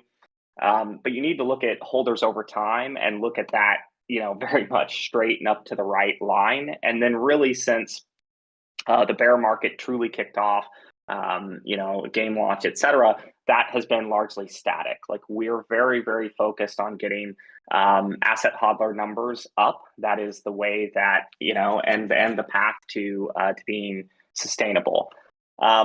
You asked about price movements over time. I mean, who knows what's going to happen? I can say that there should be an expectation that we make changes to the game constantly. You have to think about these economic systems as living organisms because they are. They're very complex. They're highly chaotic. And so we have to react to different stimuli, whether that's growth, lack of growth, again, somewhere in between. But the expectation should be that we are increasing sources during times of growth and decreasing and tightening during times that we're not growing or not growing as quickly. That is how real world economies work. It's how central banks attempt to manage those real economies. And again, it's the closest comparable to kind of the thing that we're building, the challenge that we have. Any follow-ons to that, Valid Syntax, or any follow-ups?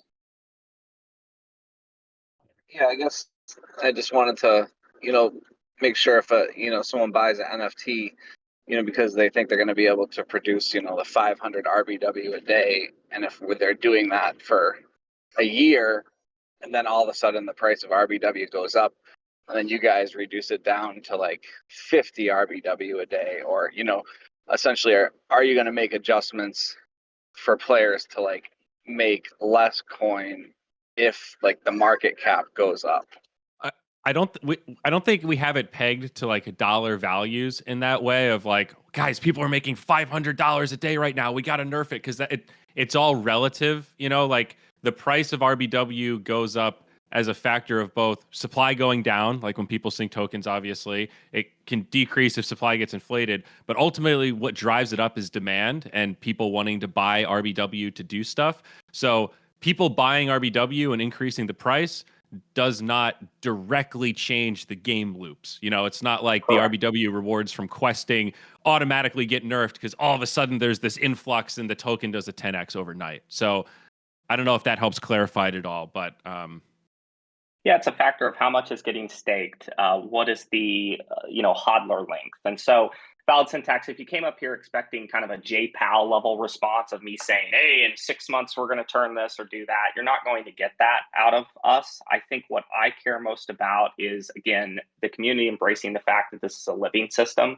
If y'all have proposals for how to tweak the macroeconomics, the macro token economics of the system, or even the micro, put forward proposals, right? The DAO will hear that out.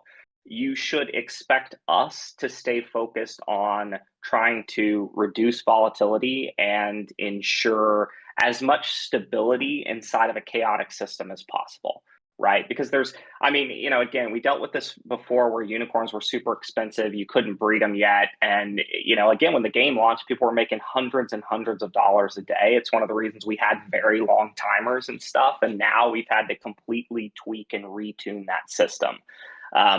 So unfortunately, I cannot, because it would be silly for me to make an attempt to try to predict where this system is going to be, especially given a super chaotic market.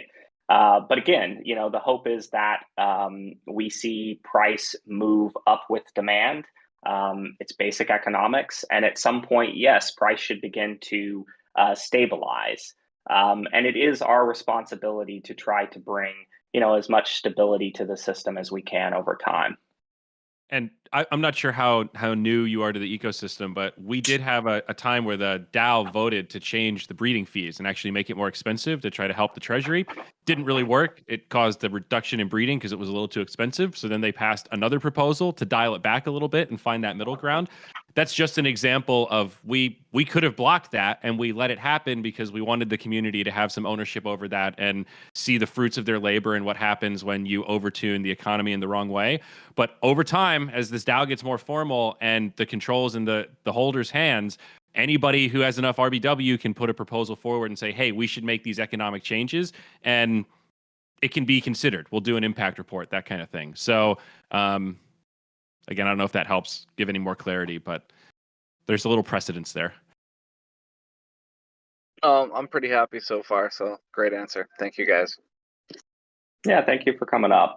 The last thing I'll say, just to reinforce is obviously with the massive Zy grant that we've been given, the opportunities in the future to get ARB grants, to get Grail, the plan is to leverage, the distribution of those tokens as well. And again, as a community, as a DAO, we can kind of decide, well, maybe as a result of this, we should reduce some of the planned RBW inflation over time, right? There's a lot of different things that we can do. And I think we need to be really, really, really careful to react quickly. I think that's the thing that we learned, that we continue to learn, is you're just going to see us make more rapid changes to things, and players should really expect constant meta changes. If you think about the most successful games that are operated as a live service, like they are constantly making tweaks and changes, and you either roll with that or you get frustrated and leave. And I think we're trying to attract the players that understand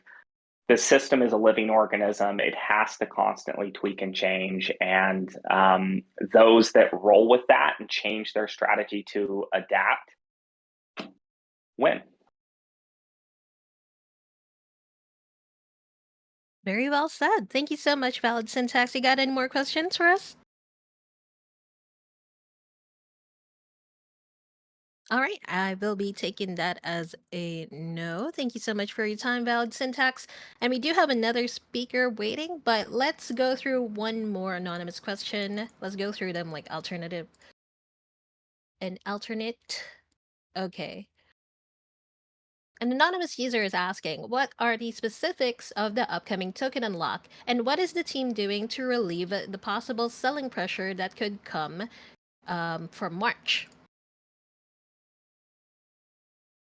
The specifics of the token unlock are very simple. It starts in March for all for the team and our investors, and you'll see 1/24th of those tokens unlocked in March, and then 1/24th unlocked every month for the next 2 years. So team and investors were not fully unlocked until March of 2026.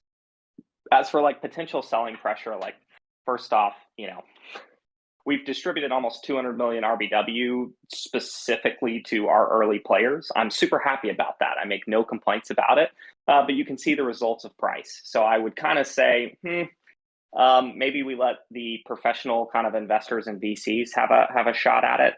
Here's the deal. We have mutual investors with both Axie and Illuvium. You can look at those tokens and see how they have done, and they have already gone through an enormous number of unlocks. They continue to go through unlock. The secret reality of these VCs is the tokens on balance sheet are something they go back to their limited partners and say, hey, there's this amount of value in our portfolio. And if they were to tank that value by selling even a little bit, it hurts their ability to report to their limited partners and say, hey, we're doing well because the assets under management is swelling. So I am not concerned about March at all. It is time to begin to distribute those tokens.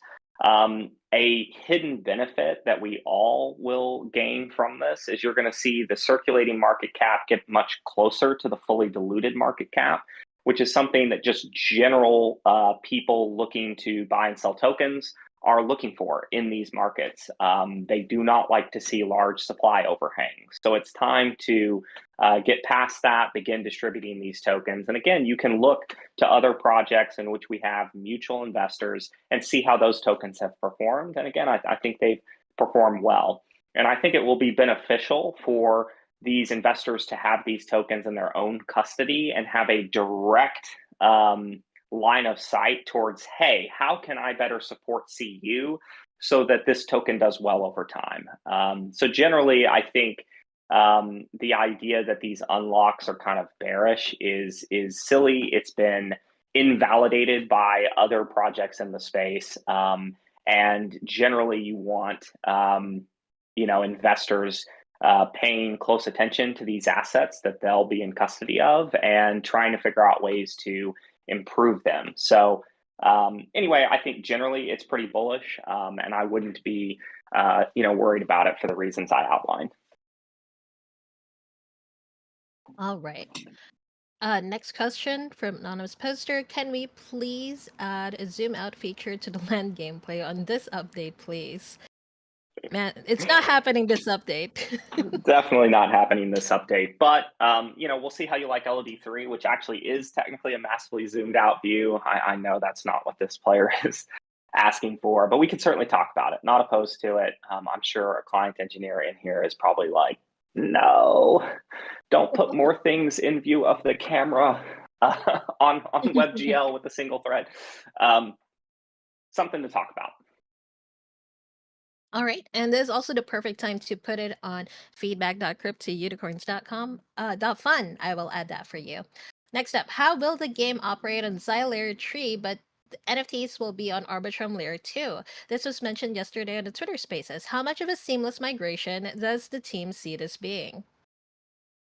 So just to clarify, and it's correct in the deck, the NFTs are going to get deployed directly to Zy. So the game logic, the on-chain portion of the game logic, the game bank, all of that stuff is going to be on Zy.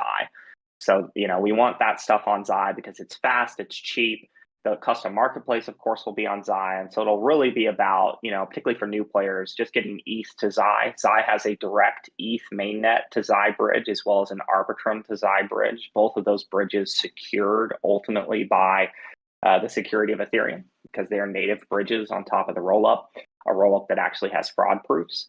As far as how seamless the migration is, I know the engineering team's working very hard to make it as seamless as possible. And we'll be revealing those details as soon as possible on that front. So, yeah, but hopefully clarified on that front. RBW and Unum will get migrated to Arbitrum. You will need to bridge those up. The benefit of that is obviously we'll be using the DEX, the decentralized exchange on Arbitrum. There's a lot more liquidity on that network. And will likely be, no matter how successful Zai ends up being.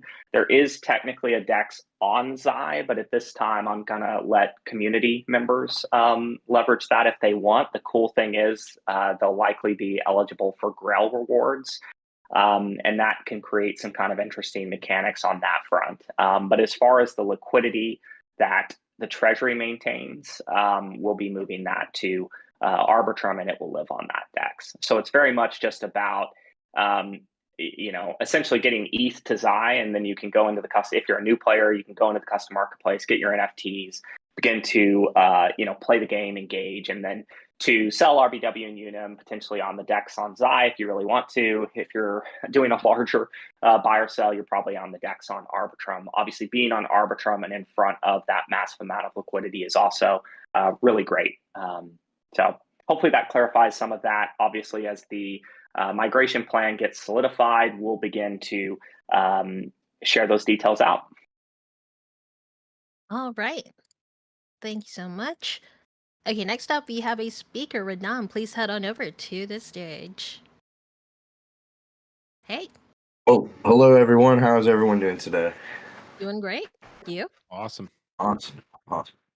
Well, first of all, I just want to say thank you for working so hard and making this community and this ecosystem so great. I'm really excited about the move over. Just had a few questions that some of my investors are wondering. With the new partnership, will LG be making additions to the team or growing the team in any way? Right now, we're focused on only a couple critical hires. We're likely going to get, I won't leak that alpha, but we're likely going to get another great PM who's very experienced in the space. We recently brought on a crack shot blockchain engineer. But at this point, we're at a capacity that I feel very comfortable with in terms of our ability to execute against the coming roadmap. So we're talking like maybe a handful of hires and very, very strategic hires. But no, not looking to go through any massive scale up from a resourcing perspective, just given that already kind of occurred and got us to a point where, we're capable of kind of executing on the roadmap presented. Yeah, I think it's about mostly refining right now and getting more efficient with what we have. But one thing about this announcement is it does allow us to maybe attract more or a higher caliber of talent. As Aron mentioned earlier, it is hard to find people that have these skills and are interested in being full-time Web3 blockchain because it's scary. Market volatility is big, and you need to be able to handle just the risk and volatility and noise and intensity of working in this space if you've never done it before. So it's very intimidating to people. So for some of these key hires, we've been kind of on the prowl for months in some cases, and even longer, and haven't found anyone who's a perfect fit or has the exact skills that we need. So the news like this does help us cast a wider net and tap a bigger network. And, our new hire that is hopefully going to be coming on board before too long, I'm very excited about. So keep an eye out for that announcement. And not a direct result of Zai, but that announcement coming out while we were engaging with this person was definitely a positive on our side, if you know what I mean. For sure. It definitely has helped with recruitment. But to your question, we're just not looking to scale up a ton right now. We still need to be very conservative. I'm super, super bullish on the midterm. Who knows what's happening kind of over the short term. And again, we want to be, survivability is key. And of course, once it's better known the scale of the Zai grant, I think most of the concerns around runway will certainly fade away. With the concerns of runway fading away, I know in the past you've talked about transitioning parts of the team to new games or other games. Would that be on a new IP or would that be different aspects of the current IP? Laguna Games as an entity is very interested in bringing another IP to market over time. Last year I spent and wasted a lot of time with VCs trying to sell them on that kind of vision. I think generally at the scale we were talking, VCs are just not cutting checks. They're always about 6 to 12 months behind the cycle. And towards the end of last year, ironically enough, all of that work got me in a room with the Zy team at the right time. So it's not something that I regret at all. It's just kind of a frustrating experience. And, it's kind of entrepreneurship in a nutshell. You kind of point at a certain mountaintop and try to get there and end up on a completely different mountain, but at the height you wanted to reach, maybe. And so it's one of those situations where right before I closed the Zy deal over the holidays in December, I kind of had this realization, like I've had a lot more success raising funds from the public token markets via the NFT sales, the fungible token sales, et cetera. And so I kind of have a little bit of a chip on my shoulder based on kind of the rejection of last year from the VCs. And if things continue to go well with Crypto Unicorns, I'd be very excited to parlay that into a new project. Of course, we announced that, is going to be Gods of Olympus. But given the Zy deal and partnership, that is something that is not a focus for us, of course, right? So right now, I would say very focused on the roadmap that we've presented here, supporting the ecosystem of additional titles and kind of IPs. And again, if the market really begins to take off, there's certainly something in the back of my mind that says, doing a new mint with everything that we've kind of learned on the Crypto Unicorns front with an exciting new IP, leveraging this community as a way to bootstrap that. Obviously, the Zy team I know would be super pumped about doing a massive mint. So there's some attractions to both sides of it. Obviously, it's everyone here should consider it a back burner project relative to the work and focus that we have on Crypto Unicorns. Any follow-ups to that? It's a good question, and I actually appreciate you asking it because it came up many times last year. And now the strategy has certainly changed with the Zy deal. No, I'm just excited to hear any alpha about the new and upcoming project. Looking at chat, I think everybody is too. So I unfortunately don't have a follow-up question I could think of. But I was going to transition to the gold ticket marketplace. I know that's been on the roadmap for quite some time. I haven't heard it talked about, and I haven't heard it talked about in forever. Maybe you could speak on what we might be able to purchase in there.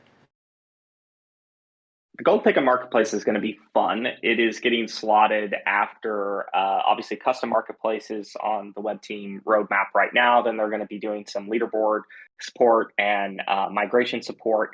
Once we get through that, the golden ticket marketplace kind of returns to the forefront. We've got some really exciting ideas on it. I kind of want to relive my childhood of going to like a Chuck E. Cheese, or later as an adult, maybe a Dave and Buster's, and earning tickets, getting to that prize wall, and obviously looking at the prize at the top and kind of wanting that. So the golden ticket marketplace is certainly planned. I think it's very likely to land this year based on the web team roadmap. You can think of things like it's going to be a limited time thing. It will kind of pop.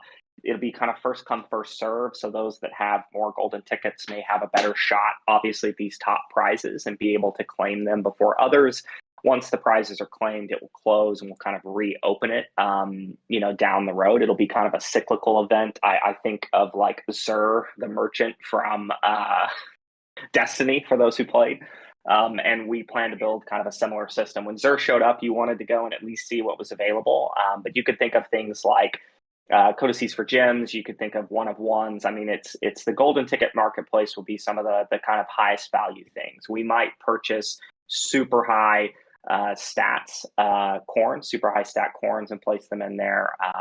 But the plan is to, given the amount of time that we've been distributing golden tickets to players and things of that nature, really, really create a compelling reason for players to have those tickets, to be excited when that store launches. And again, be kind of waiting for the next reopening of it. Fantastic. And my last question, going through the Zy and the Arbitrum white papers, It mentioned that the Zy token would be used in game. Is that going to be something that the CU adopts, or how will that interact with Unum and RBW? So that's a very good question to ask. I know Sobi kind of mentioned that, yesterday. That is for other partners, not us, right? That is for partners that potentially don't have their own governance token. And so, RBW and Unum will continue to be the only tokens leveraged in our ecosystem, with opportunities to earn tokens like Zy, potentially ARB, and Grail over time. But that's the current plan. So when Sobi mentioned that, and obviously in the white paper being discussed, that's focused on other partners, game developers that may not have strong token economies like we do. Perfect. Well, I just want to say congratulations, great work, and thank you so much for doing an awesome job. Really appreciate that. Thanks for coming up, and as always, for the long-term support. All right, thank you so much, Radam. Let us go back to our anonymous questions. Tons more here.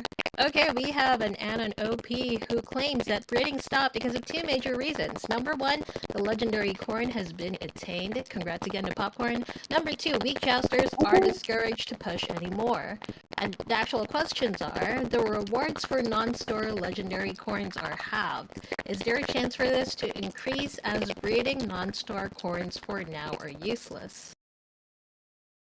Well, we did address some of this earlier with how we're going to revamp jousting and the kind of flow. And of course, in tribes, which is further down the road this year, but as Team RPG comes online, different unicorns have different usefulness, let's say. So yes, there's increasing utility for those other classes. That's why we want to do this class gating thing, is a bit of a stopgap until 3.1 comes out, so there's at least some guaranteed rewards for corns that aren't juiced up stars. So hear you loud and clear there. Curious to hear Aaron's thoughts about the numbers for the breeding bounties. The idea isn't to make them half because we really wanted to reward stars. It was more that just 500,000 for the first one felt really appropriate. We decided to add these bounties and trying to balance cool rewards, but also, how much RBW do we want to give away to people that are largely getting big rewards as well? Once you get a double or a legendary, your chances of cloning it go through the roof once you have one. So you're winning a lot. How much do we want to make it top heavy? That was my question. So open feedback on that, though. Yeah, I think there's an incentive, has the first legendary, a nearly 200,000 breeds, and the amount of effort there was insane, right? So yeah, the legendaries of the rest of the classes, they are not first legendary method, it's less. I think it's fair, but hey, that's the system we have out, and there is better incentive structure. I want to hear it. Put someone forward when the proposal going. And I appreciate what Al pointed out. I was about to say the same thing. This first legendary was extremely lucky. Congratulations, Popcorn, but it was a hell of a combination. 0.003% chance to draw. That's like rarer than a WoW legendary. So well earned, but this happened quicker than it would have otherwise according to expected value. Let's say. But all good. It's the name of the game. Absolutely. And then the other question is also related to jousting. It's been many months now since you requested for the jousting tuning update. When are we going to get nerfs and make endurance and speed useful? How about I just gloss over that, because we kind of already explained it. Yeah. Okay, we have another and an OP. Are you satisfied with the Rainbow Rumble launch, and how do you rate the game considering that almost no one is playing it right now, except those who are grinding for the top leaderboard? Rainbow Rumble is a perfect example of us listening to all the feedback from the community over the year. What we heard was, give things to us early so we can try it out. Don't go crazy and just launch things into the breach before you have metrics and data, and we did. So it's an open beta. Am I satisfied with it? Yes. One thing that it is teaching me is there is a segment of the spreadsheet warriors, and y'all are just not going to engage in real-time kind of skill-based stuff because you either don't have the time or you don't have the skills. I don't know, one of the other, right? And so or you there don't is like something it. I mean, there's a interesting reason they around, spend so much time playing the kind of spreadsheet 4X game is because Well, that's the exactly, game that that's they what I'm like. If they saying. like playing There's shooter different- games, they'd be playing shooter games. So it makes sense that, you know, if Rainbow Rumble was the forte for that archetype, they would have been playing Mario Party this whole time, you know? Sorry. Exactly. My point being more so, though, is simply that I believe in the ecosystem strategy. I believe in different game loops that appeal to different player types. Every corn leveraged in Rainbow Rumble post-launch will be an unlocked corn. It will not be useful on the farm. And you have to think, okay, does this template scale? Fall Guys, Wipeout, and of course, oh God, what is the other one? Mario Kart? Mario Kart are all clearly very successful loops. Generally, we've seen people have fun. We saw genuine fun out of the streamers themselves. Some of that ad creative is playing super well, where we've overlaid streamer reactions, including Myrtles, to the gameplay. And that's how we got click-through rates that are 2 to 3 times what you would see in mobile free-to-play. So it's one of those things where I'm satisfied with the open beta. We obviously need to see more players. Zai just had the largest testnet in the history of this space, driving real players to come and play these little simple dungeon crawler mini games. And so again, part of this migration and holding back the full launch of Rainbow Rumble is designed to put it on a network where we can attract in the type of players that are going to have fun with that loop. And then you take the lessons that we learned, some of the exploits that we were able to see and will get solved in the upcoming relaunch. I mean, it was a perfect open beta. Couldn't be more excited for relaunch, new network, new player base. And again, if we land the idea of there's 10,000 people coming over to play Rainbow Rumble, and again, that's 10,000 corns off the market. You couple that with Unicorn Burn, the land gameplay, need for more corns, and you see how the economy stacks on top of each other, how it reinforces itself, and how it expands and grows over time. Yeah, the key thing for me was the anecdotal side, right? I mean, we can pay more money to force more players and put more incentives on. We kind of want to hit that sweet spot of minimizing spend to get proof of concept. That's really what open beta is all about, as Aron was mentioning. And, you know, with influencers, they're generally going to say, hey, we liked it, thanks, it's a gig. But there were a few moments where, you know, we had a paid stream with Myrtle where Archer just popped on to play with us, and he wasn't paid to do that. He was just sitting at home like, oh shit, Myrtle's streaming? All right, well, let's play some Rainbow Rumble. That sounds like a fun thing to do tonight on this Friday with Zyori and Myrtle. That's a really bullish sign. Not many games have that kind of like, oh, cool, let's play. I mean, you know, I comped his RBW entries that night. You know, I gave him a little tip, but the fact that he showed that like proactive, hey, I'm down to play, dude. This looks like fun. That really matters. You know, when influencers look at the deck of the game and go, yeah, sure, this looks pretty cool, I'd be happy to give it a try. That's a really great sign. So things tested really well, and it's great to have that confidence now that we can take it to Zai and say, hey, look at all this data we collected, both anecdotal and quantitative. We got this plan for the next launch with these influencers that all expressed interest. And we don't have to get all 20 influencers to do full 20 streamers. It could be 5. It could be 10. It could be 50-50 community and outsiders. There's a lot of ways you can splice it and kind of scale it up or down. So that was another thing we learned doing that little micro event with just 4 people and me. It was small, but it was easy, executable, and repeatable when we want to do that again in the future. So the open beta allowed us to get all of those reps in and get all that confidence and learnings before we show it to the big audience. All right. So the next couple of questions after these are pretty much just suggestions for Rainbow Rumble. So I'm going to move that to the feedback site. But here's one last question about Rainbow Rumble. How much time does the Rainbow Rumble dev team need to fix the bugs that were reported since week 1 and weren't fixed? I'm speaking about the lobbies that are failing to start. Yeah, and I'm going to cut you off here. This is specific to a bunch of stuff. Open betas are for bugs. Bugs have been logged. Rice, the executive producer on the project, is on top of it. All right, love to hear it. Okay, chats. For the rest of the questions, Mr. Anonymous OP person writing about Rainbow Rumble, please look forward to the feedback site because most of this is feedback. All right. We have one last anonymous question. It's a classic. Any plans on a new exchange listing for RBW? Yes, we onboarded a new market maker over the break that will get announced whenever they decide to. It's one of the top 3, so super pumped about that.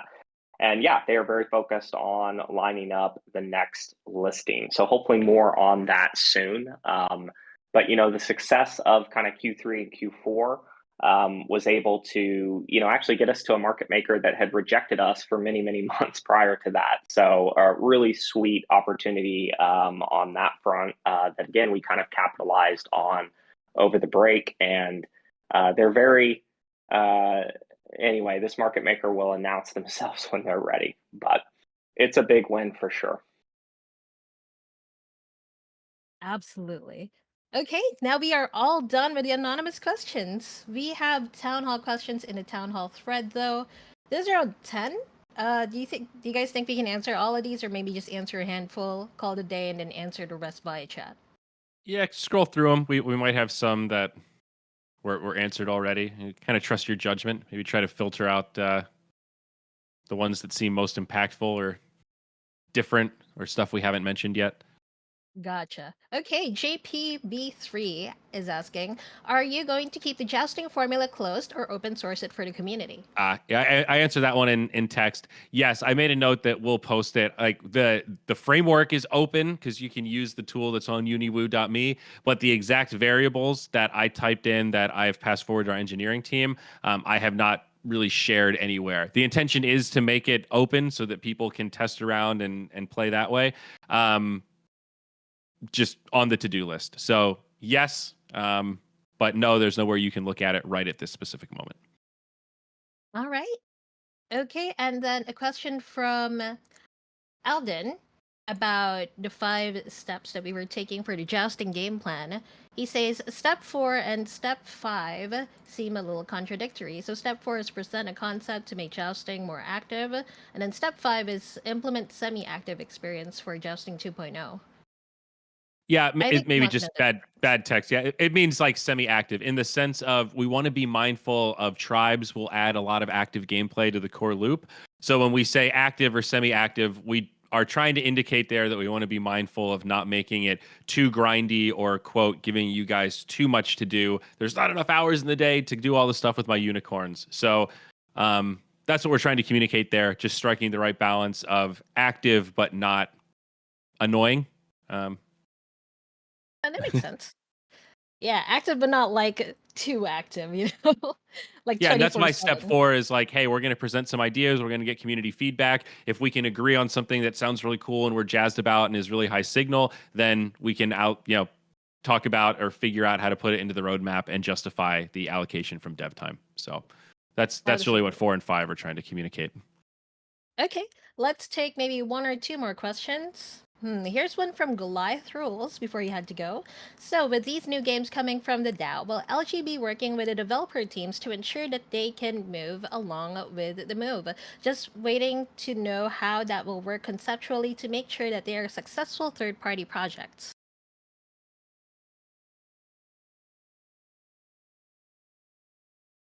It's a good question. I think I know at least one of them is very front end focused. So the blockchain part should be relatively, it's all EVM at the end of the day. So swap a few things out. Goliath, you've been hitting me up in DMs. I know you're fucking pumped. Soon, my friend. More details to follow. Yeah. We haven't forgotten about them, if that's what we're worried about. Yeah. We're very excited about the third-party DAO mini games. Super cool. It's awesome. Like I said before, in serious, like these games being successful is great fodder for us, for fundraising, for marketing, for just building partnerships and saying, hey, look at this awesome shit that our community did by themselves. All we did was throw in some tokens and they've got this thing going. That's like really powerful narrative. Love it. Okay, Big time. Yeah, I mean the distributions are going out on that front, and obviously progress reports to follow. And yeah, I mean, I'm really, really pumped. It's always fun to have more devs that aren't on Team LG that are still on Team CU. And so welcome to the club, peeps. Welcome, Uni Chads. All right, here's our last question. Kind of want to cap it off because we are already 2 hours long. Yeah, in the roadmap, you placed question marks at the end. Can you share what you have in mind after Tribes? What's the direction for game development then? Good question. I'm not sure I'm ready to share that madness yet. The TLDR will be continued integration of kind of Shadowcorns and minions likely into the core loop. Obviously, Twilight Tactics was a massive swing and miss for a number of reasons. I very much own that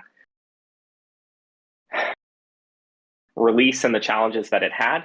And we're looking at, ways to improve that further. I think movement, the move to Xi is going to be enormously helpful just from the fact that the infrastructure is going to be a lot better and a lot faster.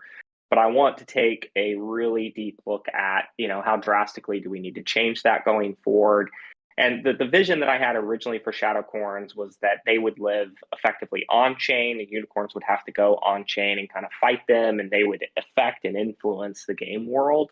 There are obviously ways to bring them into the core game over time, and so I'm kind of weighing that, and we're going to kind of have to see how things shake out. I think with Xi, when you're doing an on-chain transaction and it's literally getting confirmed in under a second, that's going to feel a lot better. And can we do things to improve that experience, et cetera? And so it's a little bit up in the air, given that with 5.0, we've basically, outlined a massive chunk, if not the entirety of 2024. But yeah, I mean, that is my job. That's where I'm thinking ahead. And it will heavily involve Shadowcorns and minions is probably the main thing that comes to mind on that front. And then I think you could also see improvements across some of the other systems, things like Jousting, which Zyori mentioned, et cetera. And then there's also components too. We're going to see with Tribes as we layer this new meta on top of the existing land gameplay, and I'm sure there will continue to be a lot of requests for improvements to land gameplay, and we may decide to make some more drastic changes to how that system functions, particularly if everyone really gets into the Tribe meta and enjoys running those games and obviously smashing each other in the Tribe warfare and things of that nature. So ultimately, roadmaps get built over time and they get changed based on how things occur. And I think that's one of the things we've actually been pretty good at is reacting and changing and shifting our roadmap over time. And so I think I feel really good about everything through 5.0. And then you'll see plans for 6, 7, and 8 over time as we kind of get through this migration, kick off the next couple of feature releases and go from there. All right, that was a very fitting final question. Do you guys have any closing remarks before we close off this town hall? I don't think so, other than that little roadmap slide is just a pinch misleading in the sense that Tribes is going to take place over the course of the year, right? February marks the beginning of Tribes is really what the asterisk I would put there. But I think it's good that we have, kind of Q4 or, Q1 next year and onward still a little open-ended because a lot can change between now and then. And depending on how you feel about macro conditions, market cycles could actually swing upward again. We're certainly not banking on that, but have to consider that being a possibility. And if that is the case, then we're going to ride that wave and be prepared to adjust and see where the world the wind takes us. So big ship, we're steering the rudder, and it's foolish to try to claim we're going to know where we'll be and what we'll be doing 2 years from now exactly. Yeah, I mean, I just doubled down on that. We are the headline game on a network that is launched on top of the largest L2 in the world, right? That has now hit a multi-billion-dollar fully diluted value and has 50 million plus in daily trading. So like we're moving to a very liquid chain that actively supports developers and dApps being built on top of it.